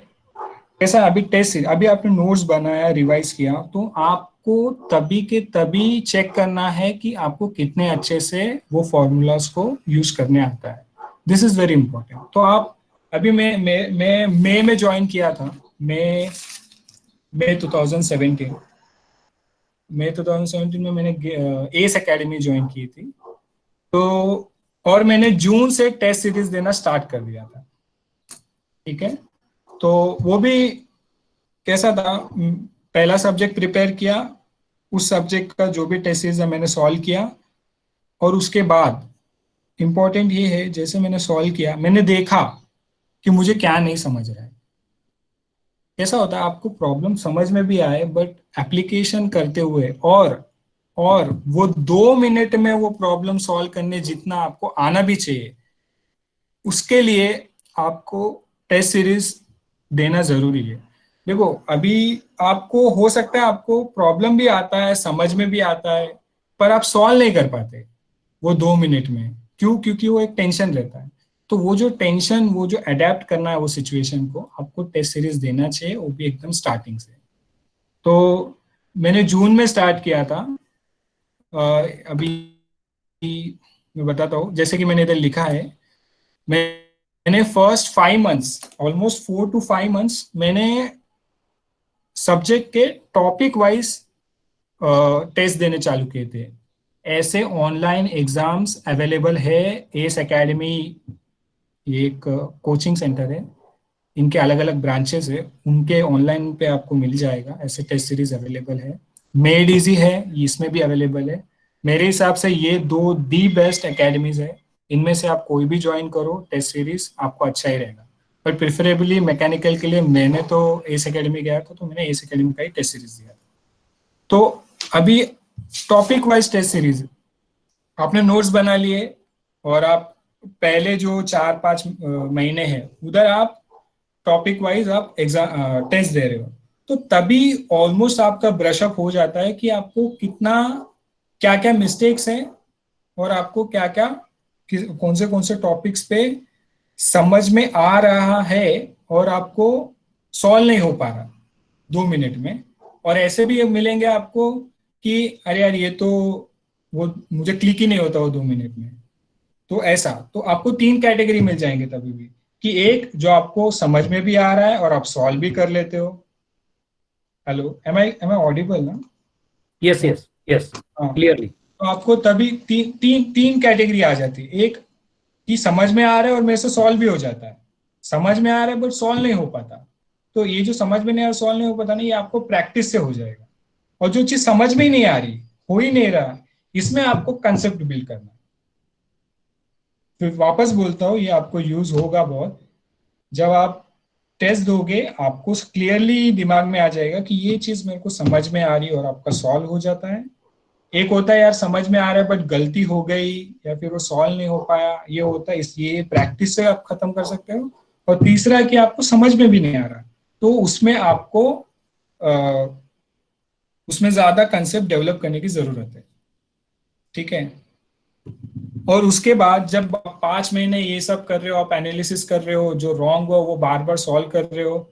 और सबसे इंपॉर्टेंट है, जब ये आप टेस्ट सीरीज स्टार्ट करोगे, आपको स्टार्टिंग से ही गेट का प्रीवियस ईयर जो है वो आपको सॉल्व करना ही है। वो दैट इज मैंडेटरी। वो आप कुछ भी करो, कैसे भी करो, टाइम निकालना पड़ेगा आपको। और गेट का प्रीवियस पेपर जो है, मैं आपको बोल रहा हूँ, आपको मिनिमम मिनिमम 10 बार सॉल्व करना होगा। और आप ऐसे कैपेबल हो जाओगे वो टाइम पे, आप इतने कैपेबल हो जाओगे कि आपको ऐसा लगेगा अरे ये प्रॉब्लम क्या, इसको ऐसे ऐसे सॉल्व करते हैं, इसका वो 0.5 से 0.6 के अंदर आंसर आ जाएगा। अभी जैसे देखो, ये ना एक सिंपल भी, अगर आपको कोएफिशिएंट ऑफ फ्रिक्शन पूछा है, क्वेश्चन में आया लास्ट में पूछा what is coefficient of friction, आप देख के बोल सकते हो, क्योंकि उसका वैल्यू कभी, ये मैकेनिकल वालों के लिए है, ये उसका वैल्यू कभी भी वैरी होता है 0.15 से 0.25 के बीच में। ऐसा भी सिचुएशन आएगा कि आप वो आंसर आपको एग्जाम में, अभी आप एग्जाम में टाइम अप हो रहा है, आप कैलकुलेट नहीं कर पा रहे, आप गेस भी कर सकते हो। क्यों? क्योंकि नैट क्वेश्चन में आपका नेगेटिव मार्किंग नहीं है। ऐसा मेरे साथ हुआ था, मेरे को ऐसे करके 3 मार्क्स मिले थे, और वो 3 मार्क्स मेरा रैंक डिसाइडिंग मार्क्स थे। मेरे को जॉब उस तरह से मिला, मैं मानता हूँ। ठीक है। बताना चाहूंगा कि हमें क्या लगता है, यार ये 4 ऑप्शन में मैं गेस करूंगा तो राइट आ गया, तो हमें लगता है अरे वी आर वेरी लकी। अगर कोई गेस करता है तो ऐसा लगता है यार ये तो बहुत लकी है इसलिए इसका राइट आया। देखो, लक जैसी कोई चीज ही नहीं होती। आप जब पढ़ते हो ना, आप बहुत ज्यादा पढ़ते हो ना, देखो 4 में से एक चीज सिलेक्ट करना, उसका मतलब क्या है, यू आर गेसिंग समथिंग। ठीक है। when you can guess correctly, when you have knowledge, knowledge कब मिलेगा? when you read more, when you learn more, when you observe। तो आप जब ज्यादा पढ़ते हो ना, तो आपको 4 ऑप्शन में से भले उसका आंसर नहीं पता, बट आपको इतना आइडिया आ जाता है कि यार ये दो तो नहीं है, क्योंकि मैंने उनके बारे में पढ़ा है, ये भी नहीं हो सकता तो यही होगा, और आप वो टिक भी कर सकते हो। ऐसा मेरे साथ हुआ है। मुझे एग्जाम सेंटर में जो मैंने वर्कशॉप में सीखा था, एफएमटी के वर्कशॉप में जो मैंने सीखा था, 4 जॉ चक का था। अगर 2018 मैकेनिकल इंजीनियर का पेपर देखोगे, उसमें क्वेश्चन होगा 4 जॉ चक का, जो लेथ मशीन पे लगता है, उसका एक है। मैंने वो गेस कर लिया था एग्जाम में, और उससे मुझे 1 मार्क मिला, और मैं बोल रहा हूँ वो 1 मार्क से मेरे को जॉब मिल गई है। क्योंकि मेरे कुछ दोस्त थे जिनको मेरे से 1 मार्क कम मिला, और हम हर इंटरव्यू में साथ में जाते थे, बट हर इंटरव्यू में मेरा सिलेक्शन हो गया और उसका रह गया था। तो ऐसा होता है। ठीक है। तो बैक टू द टॉपिक, कि आपको कैसे प्रिपेयर करना है, कि 5 मंथ्स का आपको पहले तो सब्जेक्ट वाइज, टॉपिक वाइज देना है। फिर 2 मंथ्स का आपको सब्जेक्ट वाइज देना है। Subject wise 1 month, one month आप सब्जेक्ट वाइज दीजिए। ठीक है। तो आपको सब्जेक्ट वाइज समझ में आ जाएगा कि हाँ, मेरे को सब्जेक्ट में कितना प्रॉब्लम हो रहा है, उसमें भी क्या कंसेप्ट। और उसके बाद ना 1 मंथ आपको ऐसा होता है कि अभी 2-3 सब्जेक्ट मिलके एक कोर ब्रांच बनता है। जैसे कि मैं मैकेनिकल में प्रोडक्शन और आईएमओआर, इन दोनों का मिलके प्रोडक्शन आईएमओआर का एक अलग से एक ये बनता है सब्जेक्ट, मतलब मेन सब्जेक्ट। तो वैसे भी एग्जाम्स होते हैं जो एस एकेडमी और मेड इजे जो मैं बोल रहा हूँ, उनमें ऐसे भी टेस्ट होते हैं। अभी जैसे मैं कंसिडर कर रहा हूँ थर्मल का, मैकेनिकल में थर्मल, फ्लूइड मैकेनिक्स और एचटी हीट ट्रांसफर, ऐसे 3 सब्जेक्ट, ये 3 थर्मल के रिलेटेड है, ये फ्लूइड्स के रिलेटेड है, थर्मल एंड फ्लूइड्स। तो इनका एक सब्जेक्ट होता है। तो इन पे आप वैसे फोकस कर सकते हो, आपका रिवीजन वैसे कर सकते हो कि नहीं अभी मैं अगर, और फिर SOM, TOM, strength of materials, theory of machines, इनका एक सब्जेक्ट बना सकते हो। मैकेनिक्स, इनका एक अलग सा एक बंच होगा, वो आप एक ही बार एग्जाम दोगे। तो इस तरीके से आपको डिवाइड करके पहले आपको डिटेल में जाना है, फिर उसको सब्जेक्ट बनाना है, फिर सब्जेक्ट के बाद 3-4 का एक सब्जेक्ट बनाना है, फिर आपको देना है मॉक टेस्ट जो कि टेस्ट सीरीज। तो ये जो mock test, so when to start, whenever you start with your preparation, ठीक है, उसमें भी मैं आपको बताऊंगा। पहले मैं बता दूं कि मॉक टेस्ट का कैसा है कि आप जैसे ये बिल्ड होता है ना, तो मॉक टेस्ट क्यों जरूरी है। मॉक टेस्ट का क्या होता है, देखो आपको जो आपने अभी आप टेस्ट देते आए हो, पहले आपका माइन्यूट हो गया, एकदम इन डिटेल हो गया, फिर सब्जेक्ट हो गया, फिर सब एक ही साथ कलेक्ट करके सब्जेक्ट्स हो गए। अभी आपका जो एप्लीकेशन है फॉर्मूलाज का, और जो आप एक ही बार एक सब्जेक्ट से दूसरे सब्जेक्ट पे जंप करने का जो आपका मेंटल प्रिपरेशन है, जैसे कि अभी मैं थर्मल का दे रहा हूँ, मैं प्रॉब्लम सॉल्व कर रहा हूँ, और नेक्स्ट क्वेश्चन गेट में आया स्ट्रेंथ ऑफ मटेरियल्स का, मतलब अलग ही सब्जेक्ट का, तो मेरा माइंड भी चेंज होना चाहिए ना वैसे ही। तो जब आप मॉक टेस्ट देते हो तो वो आपका प्रिपरेशन चेंज होता है कि नहीं अभी, हाँ स्ट्रेंथ ऑफ मटेरियल्स है तो थर्मो का आ गया, सब्जेक्ट 1 है तो एकदम सब्जेक्ट 2 का जो फॉर्मूला है वो ऑन द स्पॉट रिकलेक्ट होने के लिए, और ये चीज 2 मिनट में ही होना चाहिए, मतलब 2 मिनट में होके प्रॉब्लम पढ़ के सॉल्व होना चाहिए। तो ऐसा होता भी है, ये बहुत इजी है, सुनने के लिए डिफिकल्ट लग रहा होगा बट ये बहुत इजी है, आप जब प्रैक्टिस करोगे आपको आ जाता है। और जो लोग और मतलब ये मैं मॉक टेस्ट का बता रहा हूँ कि आपको on the spot subject to subject change होने के लिए आपको फ्लेक्सिबिलिटी मिलती है, आप प्रिपेयर रहते हो। और मेन रीजन यही है, लोग जब फेल होते हैं क्या होता है कि लोग पूरा कोचिंग होने के बाद वो सोचते हैं कि मैं टेस्ट सीरीज स्टार्ट करूंगा, तो उनके पास उतना टाइम ही नहीं होता कि वो ऐसे प्रिपरेशन हो पाए। देखो पढ़ना अलग बात है, पढ़ना तो आपको है, बट वो 3 आवर्स में आप कैसे परफॉर्म करते हो ना, ये आपके ये सारे स्ट्रेटेजी पे डिपेंड करता है। मैं आपको ये रेगुलर रिमेम्बर, कैसे रिमेम्बर कोई भी चीज याद रखने के लिए मैं क्या करता था, हम लोग का क्लास होता था दोपहर के 2 बजे से रात को 8 बजे तक, ठीक है, तो उसमें 15-20 मिनट का ब्रेक रहता था, और उसमें भी मुझे पहले बेंच पे बैठने के लिए मैं जाता था, लाइन लाइन लगानी पड़ती थी। सी, ये जो अभी मैं बोल रहा हूँ ना 1 लाख पर मंथ, ये चीजें आपको हाथ में कोई नहीं देगा, you have to work hard and you have to plan things. तो ऐसा कुछ नहीं होगा कि मैं आपके हाथ में बोला अरे भाई ले ले, 1 लाख छोड़ो, 1 रुपया भी आपके हाथ में कोई नहीं देगा, आपके घर वालों के बदले, ऐसा सीन है। तो मेरे ध्यान में ये है ही, तो मैं क्या करता था कि रिमेम्बर, याद कैसे रखो, तो मैं जो फॉर्मूलाज है ना मैं ऑडियो रिकॉर्ड कर लेता था, सारे में formula subject wise topic wise audio record कर लेता था। और जो 1 घंटा मुझे लाइन में लगना है ना पहले बेंच पे बैठने के लिए, तो मैं तभी वो लाइन में लगता था, तो तभी मैं सुनते रहता था कि हाँ मैं ये फॉर्मूला, और मैं उसका ट्यून बना लेता था कि हाँ ऐसा फॉर्मूला याद करना है, इसका ऐसा फॉर्मूला रहेगा, इसका ऐसा फॉर्मूला। और ये मैं खुद को चैलेंज करता था जब मैं क्लास में हूँ, बैठा हूँ, पढ़ रहा हूँ, लेक्चर सुन रहा हूँ, और बीच में ब्रेक मिला तब, सुनो अच्छे से, ब्रेक मिला तब। लेक्चर के टाइम पे आपको ये सब नहीं करना, आपको लेक्चर पे ध्यान देना है।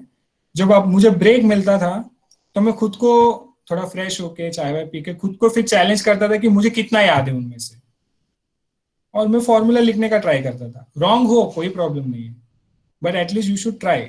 मैं ट्राई कर रहा हूँ, लिख रहा हूँ, तो एक टाइम ऐसा आता है कि आपका हैंड मेमोरी बन जाता है। आपका कैसा हो जाता है कि मैं पढ़ रहा हूँ और इनफैक्ट मुझे याद भी नहीं है वो फॉर्मूला, मेरे हाथ से अपने आप हाथ अपने आप लिख लेता है वो फॉर्मूला, ऐसा होता है।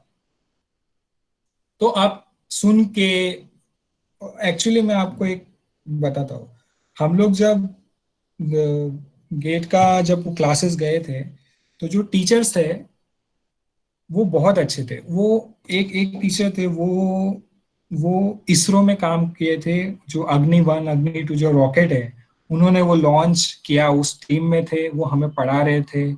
और उन्होंने वो बहुत सिंसियर थे। वो हमारे लिए ही 2 से 8 पढ़ाना ही मुश्किल है, वो हमारे लिए 9:30 बजे तक पढ़ाते थे। क्यों? क्योंकि कोई टॉपिक स्किप ना हो, और उन पे प्रेशर भी रहता था कि इतने डेट के अंदर में सिलेबस कंप्लीट करो। तो वो उनके जॉब को लेकर इतने ऐसे प्रोफेशनली इतने मैच्योर थे कि वो कभी भी स्किप नहीं करते थे, क्योंकि स्टूडेंट्स का लॉस होगा उसमें। तो इसीलिए वो एक्स्ट्रा टाइम ले लेते थे, घर पे भी नहीं जाते थे, बट हमको पढ़ाते थे कि नहीं यार आप पढ़ लो। तो जब, और वो एक्चुअली तभी मैंने एक स्टेटमेंट सुना था कि you have to study for 24 hours. तो बहुत लोग बोलते हैं अरे यार 24 आवर्स इम्पॉसिबल है पढ़ना। तो मैं आपको बोल रहा हूँ, जब आप पढ़ते हो ना, ये ऐसा फ्लो में जब आप रहते हो, आपको जो नींद आती है ना, आप नींद में भी प्रॉब्लम सॉल्व करते हो, और ये आप एक्सपीरियंस करोगे। और मैं बोल रहा हूँ, ये जो हार्डवर्क का मैं बता रहा हूँ ना, आपको ऐसा लग रहा होगा कि यार बहुत मेहनत है, बट ये this is an experience and you must must experience this. ये ऑसम है, ऐसा हार्डवर्किंग नहीं, ये आप एंजॉय करोगे। एक अलग मेंटेलिटी चेंज होती है और आपको मजा आएगा। ऐसा नहीं होगा कि आप स्ट्रेस जाओगे, यू विल एंजॉय। मैं भी कॉलेज में इतना नहीं पढ़ता था, मैं सिंसियर था, मैं पीएल में पढ़ता था, जो तब नॉर्मल था कि पॉइंटर भी आ रहा है ठीक ठाक, ऐसा था। बट मैं खुद को ब्लेस्ड समझता हूँ कि मैंने ऐसी कोई चीज एक्सपीरियंस की है मेरी लाइफ में। क्योंकि वो जो पढ़ने का, वो जो सुबह उठते ही एक चैलेंज कि नहीं मुझे ये चीज कंप्लीट करनी है आज, मुझे वो चीज कंप्लीट करनी है आज, एक चैलेंज होता है, और आप पढ़ते हो और वो आप सक्सेस होते हो, तो वो फीलिंग ही अलग होती है। उसके सामने कितना घंटा पढ़ा, क्या पढ़ा, क्यों पढ़ा, कैसे पढ़ा, ये मैटर ही नहीं करता। See life is all about experience. Human being क्या है, लाखों हो 1 रुपया हो, वो खुश ना खुश हो, एक फीलिंग है ना, वो एक्सपीरियंस है। तो ये भी वैसे ही है, आप जो वो चीज एक्सपीरियंस करोगे ना, तो आपको बहुत अच्छा लगेगा। So back to the topic. अभी टेस्ट सीरीज, आपको टेस्ट सीरीज कैसे देने बताया मैंने। गेट का प्रीवियस ईयर आपको थरोली सॉल्व करना है। सीबीटी, सीबीटी क्या होता है? कंप्यूटर बेस्ड टेस्ट होते हैं। कंप्यूटर बेस्ड टेस्ट मतलब क्या? देखो, एस एकेडमी और मेड इजी, ये जो एकेडमीज है, ये अलग अलग एकेडमीज है। ये जो एकेडमीज है, ये जैसे गेट का पेपर होता है ना, वैसे इन लोग सेंटर डाल के आपको एग्जाम देना पड़ता है। जैसे आप गेट में एप्लीकेशन डालोगे तो आपका रहेगा कि मुंबई में मैं दूंगा, तो लिटरली करके आपको ट्रैवल करके वो एग्जाम देना होता है। ये क्यों इंपॉर्टेंट है? ऐसा रहता है, घर पे मैं बैठा हूँ तो मैं कंफर्टेबल हूँ और मैं एकदम प्रिपेयर्ड होके बैठ के मैं सॉल्व कर रहा हूँ, तो आपको 100 में से 75-80 आना, अगर आपका प्रिपरेशन बहुत अच्छा है तो 75 आना इजी है। पर वही चीज, अगर मैं प्रिपेयर्ड हूँ बट मुझे ना लोकल ट्रेन में जाना पड़ रहा है 1 घंटा, फिर उधर ऑटो के लिए रुक के जाना पड़ रहा है आधा घंटा, फिर मेरे को भूख लग रही है और मैं गया थका हुआ उधर एग्जामिनेशन सेंटर में,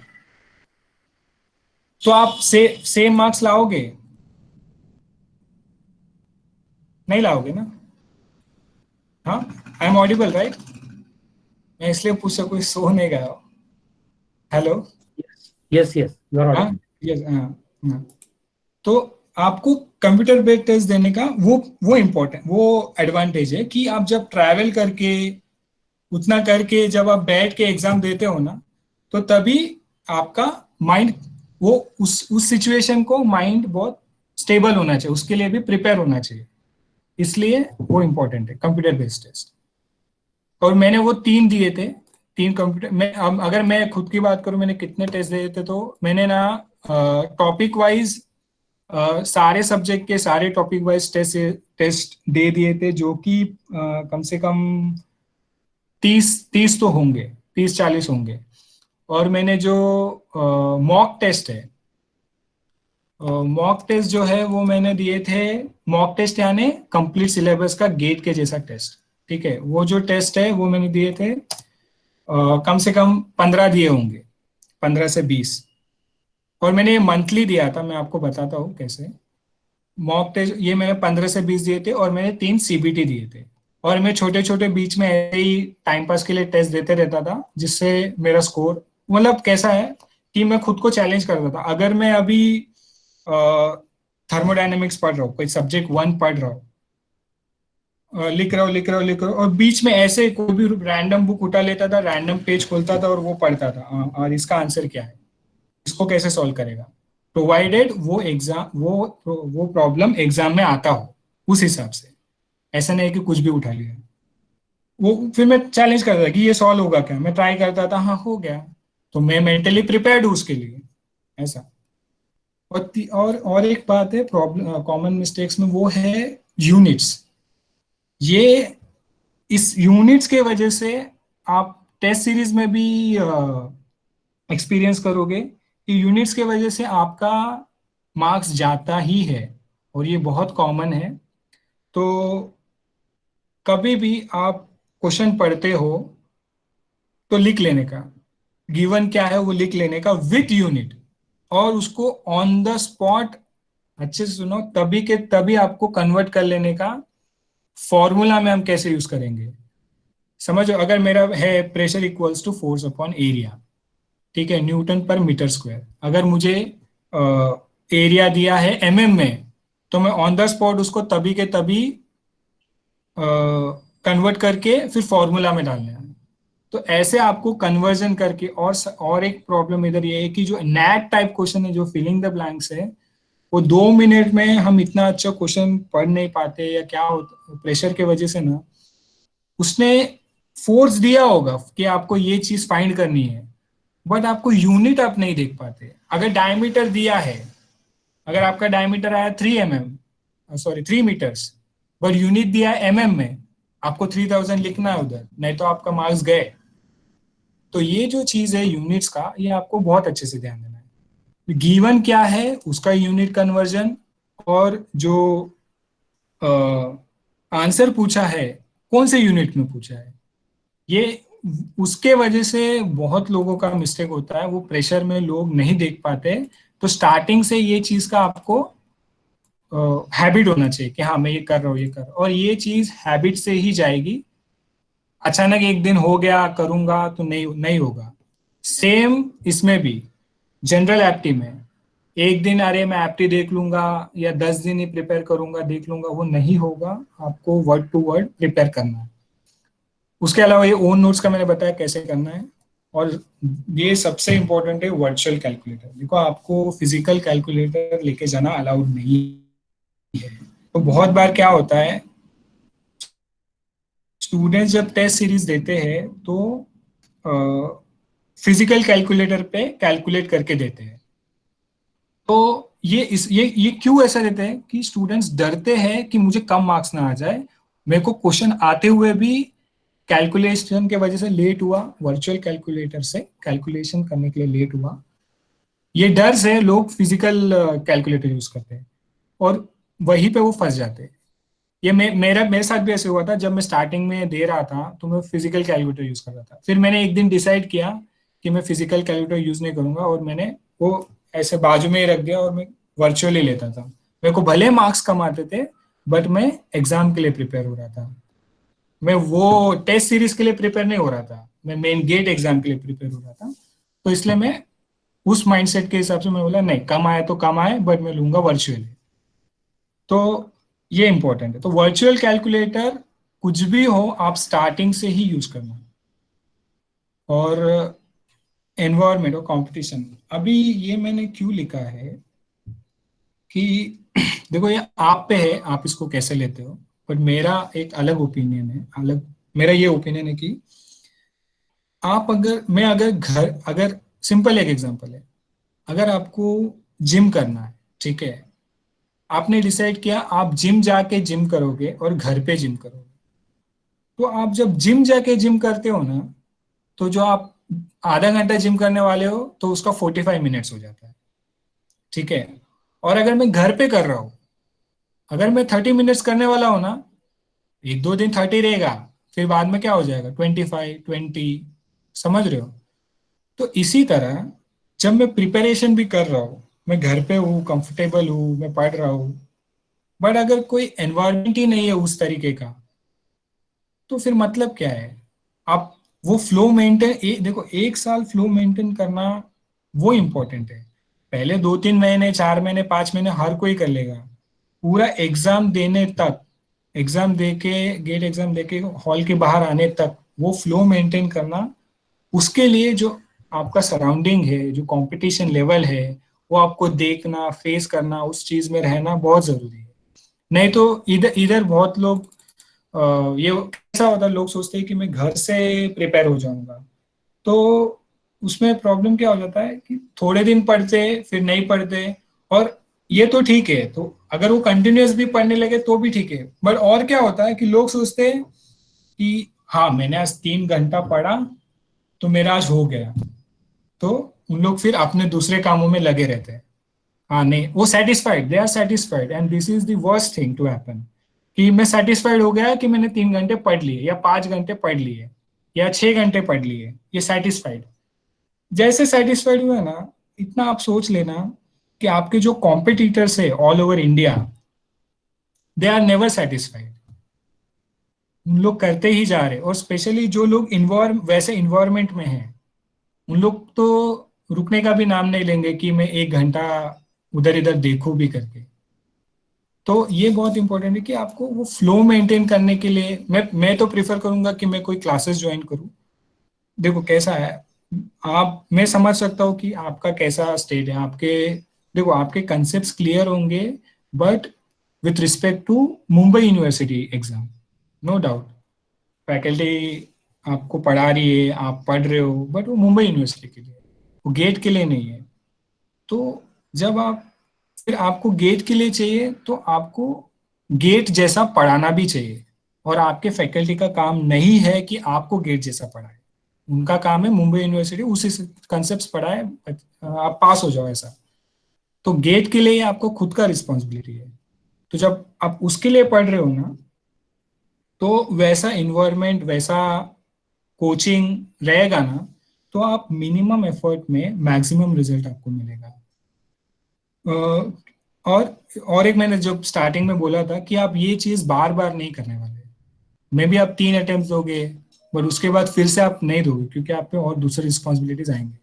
तो वो इन्वायरमेंट में रहना, अगर मैं पढ़ रहा हूँ तो, और इससे क्या होता है, जब अगर मैं क्लासेस जा रहा हूँ तो जो टीचर्स है वहाँ के, वो जो फेस टू फेस होता है तो अच्छे से समझता है, ज्यादा क्लैरिटी मिलती है, डाउट्स होते हैं तो क्लियर होते हैं। और एट द सेम टाइम वो आपको कुछ ट्रिक्स भी बताते हैं कि ये ऐसा सॉल्व करने का, ये वैसा सॉल्व करने का, और वही इंपॉर्टेंट है कि इस चीज को आप ऐसा रिमेम्बर कर सकते हो, ऐसा ऐसा याद करना रहता है। और वो आपको ये जो फ्लो चार्ट का है, ये सब मुझे वही से पता चला था कि उन्होंने मुझे बोला था, पूरे क्लास को बोला था कि आप ऐसे थर्मोडायनेमिक्स में स्पेशली एक सर ने बोला था कि आपको ऐसा ऐसा फ्लो चार्ट बनाना है तो आपको जल्दी इजी रहेगा। और एक चीज है जो कि मैंने ये यहाँ पे लिखा है, कैसा रहता है, कभी भी दूसरे के नोट्स मैं जेरोक्स कर लूंगा या दूसरे के नोट्स फोटो ले लूंगा, या फिर अभी भी जो लोग देख के स्क्रीनशॉट मार रहे होंगे, ये हैबिट आप निकाल दो, एटलीस्ट गेट के लिए तो। आप ये हैबिट कहीं और यूज करो, बट गेट के लिए तो नहीं। कैसा रहता है जब आप फ्लो चार्ट बनाते हो ना, जो बनाने में जो टाइम लग के जो एफर्ट और जो माइंड को क्लैरिटी मिलती है, वो इम्पोर्टेंट है, फ्लो चार्ट इम्पोर्टेंट नहीं है। वो जो बनाने के टाइम पे जो क्लैरिटी आपको आती है, वो चीज इंपॉर्टेंट है। और ये जो आइडियाज है वो आपको फैकल्टी अच्छे से देगी तो आप उस हिसाब से प्रिपेयर भी कर सकते हो। ये ऑडियो का मेरा खुद का आइडिया था, और ये मैंने किसी को, मेरे फ्रेंड्स को भी नहीं बताया, क्योंकि मैं थोड़ा सेल्फिश था कि नहीं मैं नहीं बताऊंगा, ये मेरे ऐसा ऐसा था मेरा थोड़ा मेंटेलिटी। तो सिमिलरली आपको जो कंपटीशन है, जो एनवायरनमेंट है, वो बहुत अभी आप भी अगर ग्रुप बना रहे हो ना, सी, अब मैं ये नहीं बोल रहा हूँ कि आपको 24/7 पढ़ना ही है। देखो, हर एक का एक कैपेबिलिटी रहता है। मेरा तभी मेरा मैं भी 8 घंटे पढ़ के मेरा भी हो जाता, बट मुझे मेरा मेंटेलिटी ऐसा था कि ठीक है, 8 घंटे काम किया, 6 घंटे सोया, उसके बाद करना ही क्या है मुझे। वो वो मेरे लाइफ में उस मोमेंट पे, उस ईयर में मेरे लिए, मतलब दूसरा कुछ करने के लिए क्या था जो इससे इम्पोर्टेंट है या इसके इसके इक्वल इम्पोर्टेंट है? क्या है? कुछ भी नहीं है। अगर मुझे कुछ करना है वो मैं बाद में भी कर सकता हूँ, 1 साल बाद भी कर सकता हूँ। बट अभी मेरे लिए ये जो इधर मैंने एक लिखा है कि 1 सेकेंड, मैं खुद को बार बार बोलता था कि अभी का 1 सेकेंड वेस्ट किया ना तो मुझे वो 1 साल के बराबर है, क्योंकि अगर मुझे मार्क्स नहीं मिले तो वो तो 1 साल उसमें गया ना। अगर 1 मार्क भी कम होता है मेरे उस स्टूपिड एटीट्यूड के वजह से कि मैंने तो हो गया मेरा, तो फिर मेरा तो 1 साल जाएगा। तो मैं बहुत ये था कि नहीं, मुझे ये 1 साल है, एक 1 सेकेंड है 1 साल के इक्वल, और मुझे वो वेस्ट ही नहीं करना। ये मैं ऐसा खुद को समझाता था। तो आप अच्छे एक कॉम्पिटेटिव इन्वायरमेंट में रहो, तभी आप ये फोकस करोगे और आप एक दूसरे को जो डाउट्स है वो भी आप क्लियर कर पाओगे। और देखो, मैं ये एक चीज अच्छे से बता दूं कि अभी आप 3 लोग पढ़ रहे हो और तीनों में से एक को एक कंसेप्ट पता है, दूसरे को दूसरा पता है, तो आप शेयर करो। क्यों? क्योंकि कंपटीशन आप तीनों में नहीं है, कंपटीशन आप तीनों वर्सेस ऑल इंडिया है। तो जब आप एक दूसरे को समझाओगे तो आपका क्लैरिटी बढ़ेगा। मैं थोड़ा फास्ट ले लूं क्या, कि टाइम को किसी को कुछ प्रॉब्लम है? मुझे लगता है Manoj Manoj I think to hurry because already वो नेट पैक का थोड़ा मुझे लगता है प्रॉब्लम हो जाएगा। तो हाँ, इट इज ऑलरेडी हो गया है सर, ऑलमोस्ट। या लास्ट पॉइंट ही है। अभी इसके बाद मैं, ये एक चीज है जो मुझे लगता है आपको फॉलो करना चाहिए। 100% मत दो, 101% दो। अब जब 365 डेज दोगे तो आपको रिजल्ट 37। ये मैथ्स है और ये मैथ्स बहुत अच्छा है, ठीक है। तो prepare your notes, don't by your formula book, weekly monthly revision करना। फर्स्ट 5 मंथ आप टॉपिक वाइज टेस्ट देना, और 1 मंथ आप सब्जेक्ट वाइज देना, और उसके बाद ये देना कंबाइंड सब्जेक्ट। और माइंड सेट ड्यूरिंग, ये एक जस्ट बोलूंगा, मेरा जस्ट एक्सपीरियंस बता दूं। जिस दिन एग्जाम था उस दिन मैंने कुछ भी नहीं पढ़ा, और मेरा जो सेंटर था वो मेरे यहाँ से 1 घंटे दूर था, 30 किलोमीटर समथिंग। मैंने ओला कैब ली थी, मेरे पास पैसे नहीं थे, पर मैं ओला कैब लेके मैं गया था। क्यों? क्योंकि मुझे मेंटली डिस्टर्ब नहीं होना था ट्रैफिक विफिक से। तो मैं एकदम पीसफुली गया, और जब उस दिन मैं थोड़ा एक्सरसाइज किया और ऐसे चीजें खाई जैसे एप्पल वगैरह जिसमें ऑक्सीजन कंटेंट ज्यादा हो, तो मेरा माइंड अलर्ट रहे। तो चाय पीना। और एक बहुत इंपॉर्टेंट है कि जिस दिन एग्जाम हुआ मैं एग्जामिनेशन हॉल में गया, और एक आपको 1 आवर उधर ऐसे ही रेस्ट मिलता है, मतलब आप जाके बैठते हो तो वो 1 घंटा में सो गया था। मतलब मैंने हेड डाउन करके ऐसे लेट गया, थोड़ा रेस्ट ले लिया था। और मैं जब थोड़ा आँख खुली तो मैं फुल फ्रेश था एग्जाम देने के लिए। तो आप भी ऐसा सोचिए, क्योंकि वो इम्पोर्टेंट है। अगर पूरा साल पढ़ के वो आपको 3 घंटे के लिए आपका माइंड बहुत ये है खराब है, तो बहुत वो सही नहीं रहेगा। तो व्हेन टू अप्लाई, जैन आपका जैसे एडमिट कार्ड आता है तब आप आपको आईआईटीज पीएसयूज के एप्लीकेशन फॉर्म स्टार्ट हो जाते हैं, तभी आप दे सकते हो, ठीक है। तभी आपको अप्लाई करना होता है, और आपका रिजल्ट आता है मार्च में। तो आप भूल मत जाना बस। यही है कि be lazy, so work hard for 1 to 2 years right now, ताकि आपको rest of your life you need not to work hard, ठीक है। Okay, thank you. थैंक अगर यू कोई मनोज। क्वेश्चन है तो आप बता जी सकते हो। यस, बहुत ही अच्छा हुआ और आई थिंक और इट वाज इंस्पिरेशनल। मुझे भी अभी अच्छा लग रहा है कि शायद मुझे भी और थोड़ा टेक्निकल पढ़ना है from the GATE perspective. Okay, without wasting time, let us go to question answer session. Yes yes Those yes. who want to ask any questions, please unmute yourself and you can ask the question. Manoj अगर video feed on कर सकते हो तो let them see. ठीक है, okay okay sir, okay. Manoj अच्छे से gym करता है, अभी ही इज एंजॉइंग, और बहुत अच्छा जिम करता है, उसकी हेल्थ भी आप देख सकते हो, और 17 लाख कमाता है। That's all. नहीं सर, ऐसे कुछ नहीं। आपको अगर कोई क्वेश्चन है तो आप पूछ सकते हो। Please start with the questions.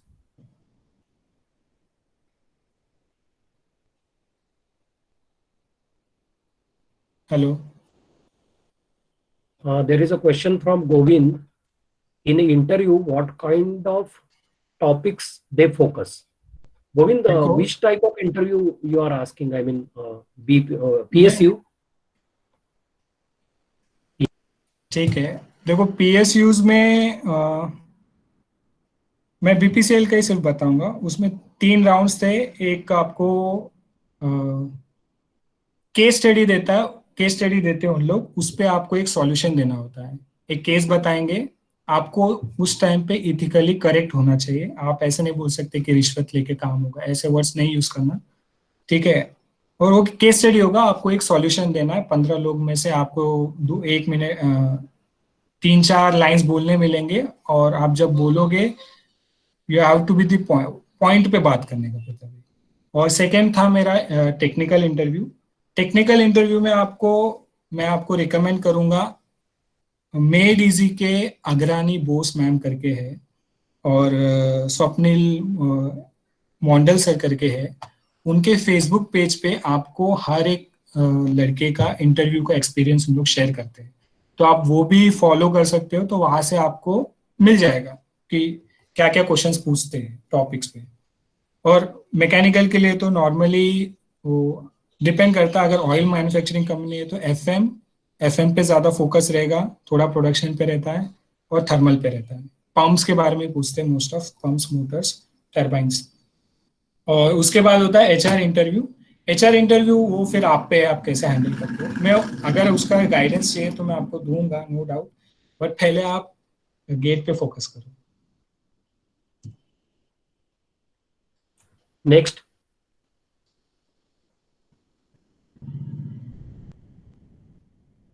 I think your presentation was very systematically presented. So everything was crystal clear. I mean, from preparation point of view, when to prepare, how to prepare. So almost I think people might be satisfied. If somebody wants to give compliment also, after all finishing the question answers, you can also share your experiences. What you feel exactly. There is a question from Ninad. Can you please repeat the names of Made Easy faculty? One I could remember, Swapnil Mondal, that I have written. Second name also I could not hear. Agrani Bose ma'am है, और Swapnil Mondal sir करके है। आपको मिल जाएगा, उसमें ये नहीं है कुछ। और मैं बोल रहा हूँ, लोगों को इनका नाम पता है, वो एक्सपीरियंस इंटरव्यू के पढ़ते हैं और वो क्रैक कर लेते हैं बस। ऐसे कुछ नहीं कि उन लोग कुछ अलग से प्रिपेयर करते हैं, वो बस इनका क्वेश्चंस पढ़ के, वो देख के क्रैक कर लेते हैं। मैं पीएसयूज का आपको अलग से पर्सनली भी बता सकता हूँ। Yes. What are the best online coaching centers and There is one more question. Which are the best online GATE coaching centers, and what are your views about online coaching? He's asking about best मैं 2 ही बोलूंगा। S academy मैं लिख लेता हूँ, इधर message में लिख देता हूँ, एस एकेडमी और made easy. Unfortunately, many of us don't know even the names, so that bothers no, me. he is specifically asking about online. हाँ Online. सर, इनका भी ऑनलाइन रहता है। एक्चुअली मैंने मेड इजी का भी देखा भी था। 25 अगस्त से ही शायद उन लोग का ऑनलाइन चालू हुआ है, ठीक है। और my views on online coaching, जैसे मैंने पहले बोला है कि वो फिर एक तो आप कंपटीशन फील नहीं कर पाते, और जब टीचर क्लास में रह के पढ़ाता है ना, वो ट्रिक्स भी बताता है। बट जब वो ऑनलाइन पढ़ाते हैं ना, तो वो ट्रिक्स नहीं बता पाते, या आप डाउट इतने अच्छे से क्लियर नहीं कर पाते, या फिर कैसा है, बहुत मोनोटोनस हो जाता है। और मेन तो कंपटीशन का, आपको कंपटीशन का फीलिंग ही नहीं आता तो आप नहीं कर पाते। और इवन मैं ये इतना इसलिए फोकस कर रहा हूँ कि आप फिर से गेट नहीं देने वाले बार बार, और आपका एक मार्क भी नहीं, 0.001 मार्क, वो भी बहुत इंपॉर्टेंट है। ठीक है, Correct. Any other question? Instead of happy that wasting कि time, 75 लोग तो बचे लास्ट में सुनने के लिए। Tips to is on them. Saurabh has asked, is An हाँ, Academy good? See And an academy में आप अच्छा है, बट सी उसमें कैसा है कि बहुत से टीचर्स है, और अ, वो गेट पॉइंट ऑफ व्यू नहीं है। मतलब गेट पॉइंट ऑफ व्यू होगा, बट हर एक सब्जेक्ट का वो कैसा, अभी अगर मैं इधर जाता हूँ क्लासेस में, तो मुझे सारे एक ही बार क्लब मिलेंगे कि ये टॉपिक्स है, ये टीचर्स है, और उनसे मैं पूछ सकता हूँ। बट अन अकेडमी में वैसा नहीं। अन अकेडमी में आपको टीचर आप सेलेक्ट करोगे, आप फिर देखोगे कि ये कैसे पढ़ाता है, और एक ही सब्जेक्ट का आप अगर 2 लोग को रिफर कर रहे हो, और आपको पहले से भी नहीं पता कि कौन सा टीचर कितना अच्छा पढ़ाता है, तो इसमें जो R&D में बहुत टाइम चला जाता है। तो इस तो आप कर सकते हो। गेट अन अकेडमी बहुत अच्छा है। इवन एक सर है मारूफ सर करके, जो हमें इस अकेडमी में पढ़ाया था, वो अन अकेडमी में भी पढ़ाते हैं, और उनका टीचिंग सच में औसम है। आप अगर आप मैकेनिकल की बात कर रहे हो तो Unacademy is also good, but then too it is best to go for systematic academies like Made Easy और गेट। अगर आप इस पे टाइम स्पेंड कर रहे हो, इससे अच्छा उस पर कर लो। और फ्री वी का मत देखो। हाँ, एक 50,000 1 लाख रुपया आपका जाने से कुछ नहीं होगा, अगर if you are working hard. Kaustubh, can you please unmute? Tips to, he's asking for tips to analyze test. So which test? I'm not at least clear. Kaustubh, can you be more Yes, specific? so mock test, the test which we give right now for mock test देखो कैसा है। जैसे मैंने आपको बताया था कि आपको 3 कैटेगरी में क्वेश्चंस मिल जाते हैं एनालिसिस करते टाइम, तो वो एक है। और मैं बेसिकली क्या करता था, मैं सुबह टेस्ट देता था, और रात को 1 घंटे देखता था क्या क्या रॉन्ग हुआ है उनका, अलग से मैं नोट कर लेता, अलग से उनको नोट कर लेता था। और मैं ऐसा सोचता था कि ये गेट के रिलेवेंट है क्या, क्योंकि सारे टेस्ट सीरीज में एग्जैक्टली गेट के हिसाब से तो नहीं आएगा, कुछ क्वेश्चन से तो थोड़ा ऐसे ही दे देते हैं क्योंकि इतने क्वेश्चंस बनाने उनको। तो उस मोमेंट पे आपको ये चेक करना है कि गेट के रिलेवेंट है क्या। अगर है तो वो नोट डाउन करके आपको सॉल्व करना है। ठीक है, एनालिसिस में यही है कि आपका जो रॉन्ग हुआ है आप उसको नोट डाउन करिए, और अगर गेट के हिसाब से आ रहा है तो आप उसको सॉल्व करिए। Am I clear? Okay. Yes. Okay. Any other question? Hello Manoj, it's Nachiket from Electrical Department. First of all, thanks a lot for your valuable guidance and the information you shared. It was really mesmerizing. I just wanted to ask, many of us are currently appearing for GATE 2021. So it's a really high tide now. But can you suggest some of the tips for preparation or some strategy so that we can really cope up with that in 2021? Yes, sir. First of all, you said that it is high time. I'm happy that you realized it is high time. It is really high time. ठीक है, इसके पहले आपका अलग अलग opinion होगा।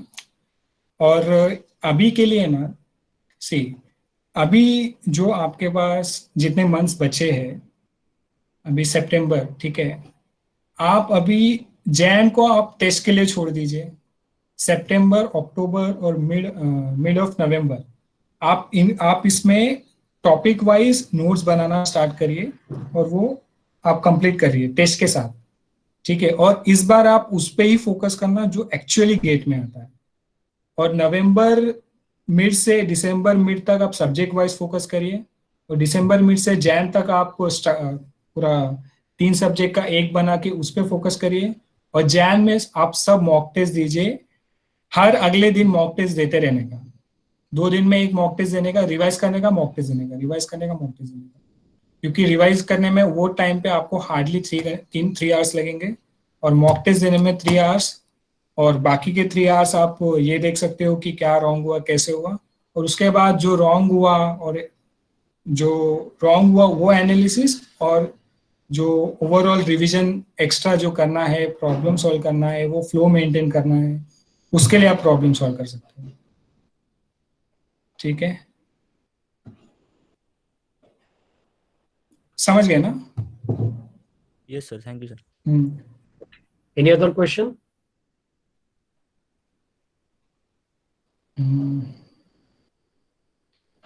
Let me check chat box.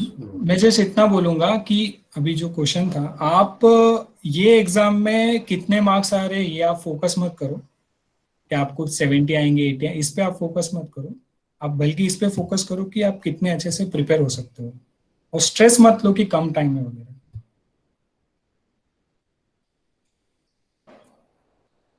ठीक है। Okay. There is one question from Saurabh. How do we contact you later if we need to know anything? Okay, please share your contact details. See, this is my email ID. ठीक है,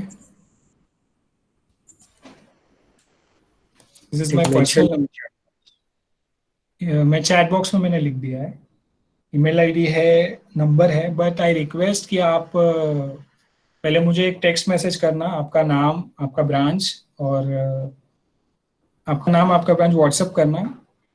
मैं अभी, मेरा job ऐसा है कि मैं available नहीं रहता ज़्यादा, मैं रात को ही रहता हूँ, मैं तभी आपको हेल्प करूंगा, और आपके जो भी डाउट्स है एक एक करके मत पूछो, एक ही साथ पूछो, एक ही साथ आपके डाउट्स है वो सारे लिख लो, और अगर हो सके तो 2-3 लोगों का मिलके कंबाइन करके डाउट्स लिख लो।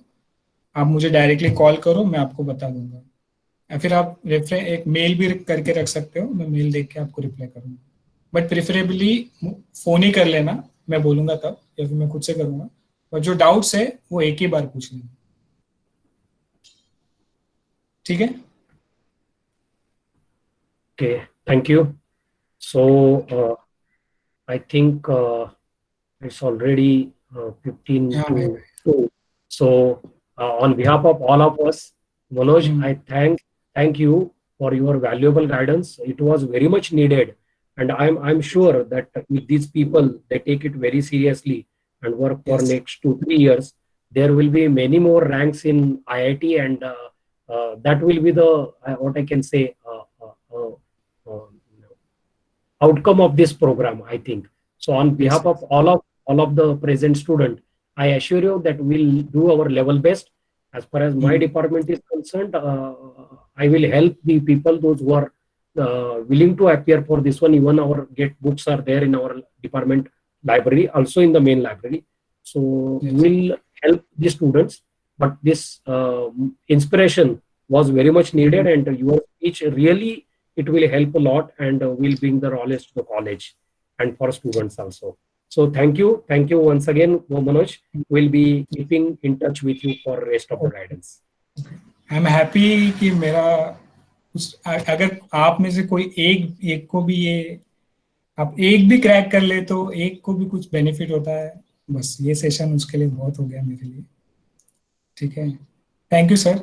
Thank you all. Thank you, audience. All the best. Thank you. All the best. All the best. Thank you, sir. Okay, thank you. Students, you can leave the meeting.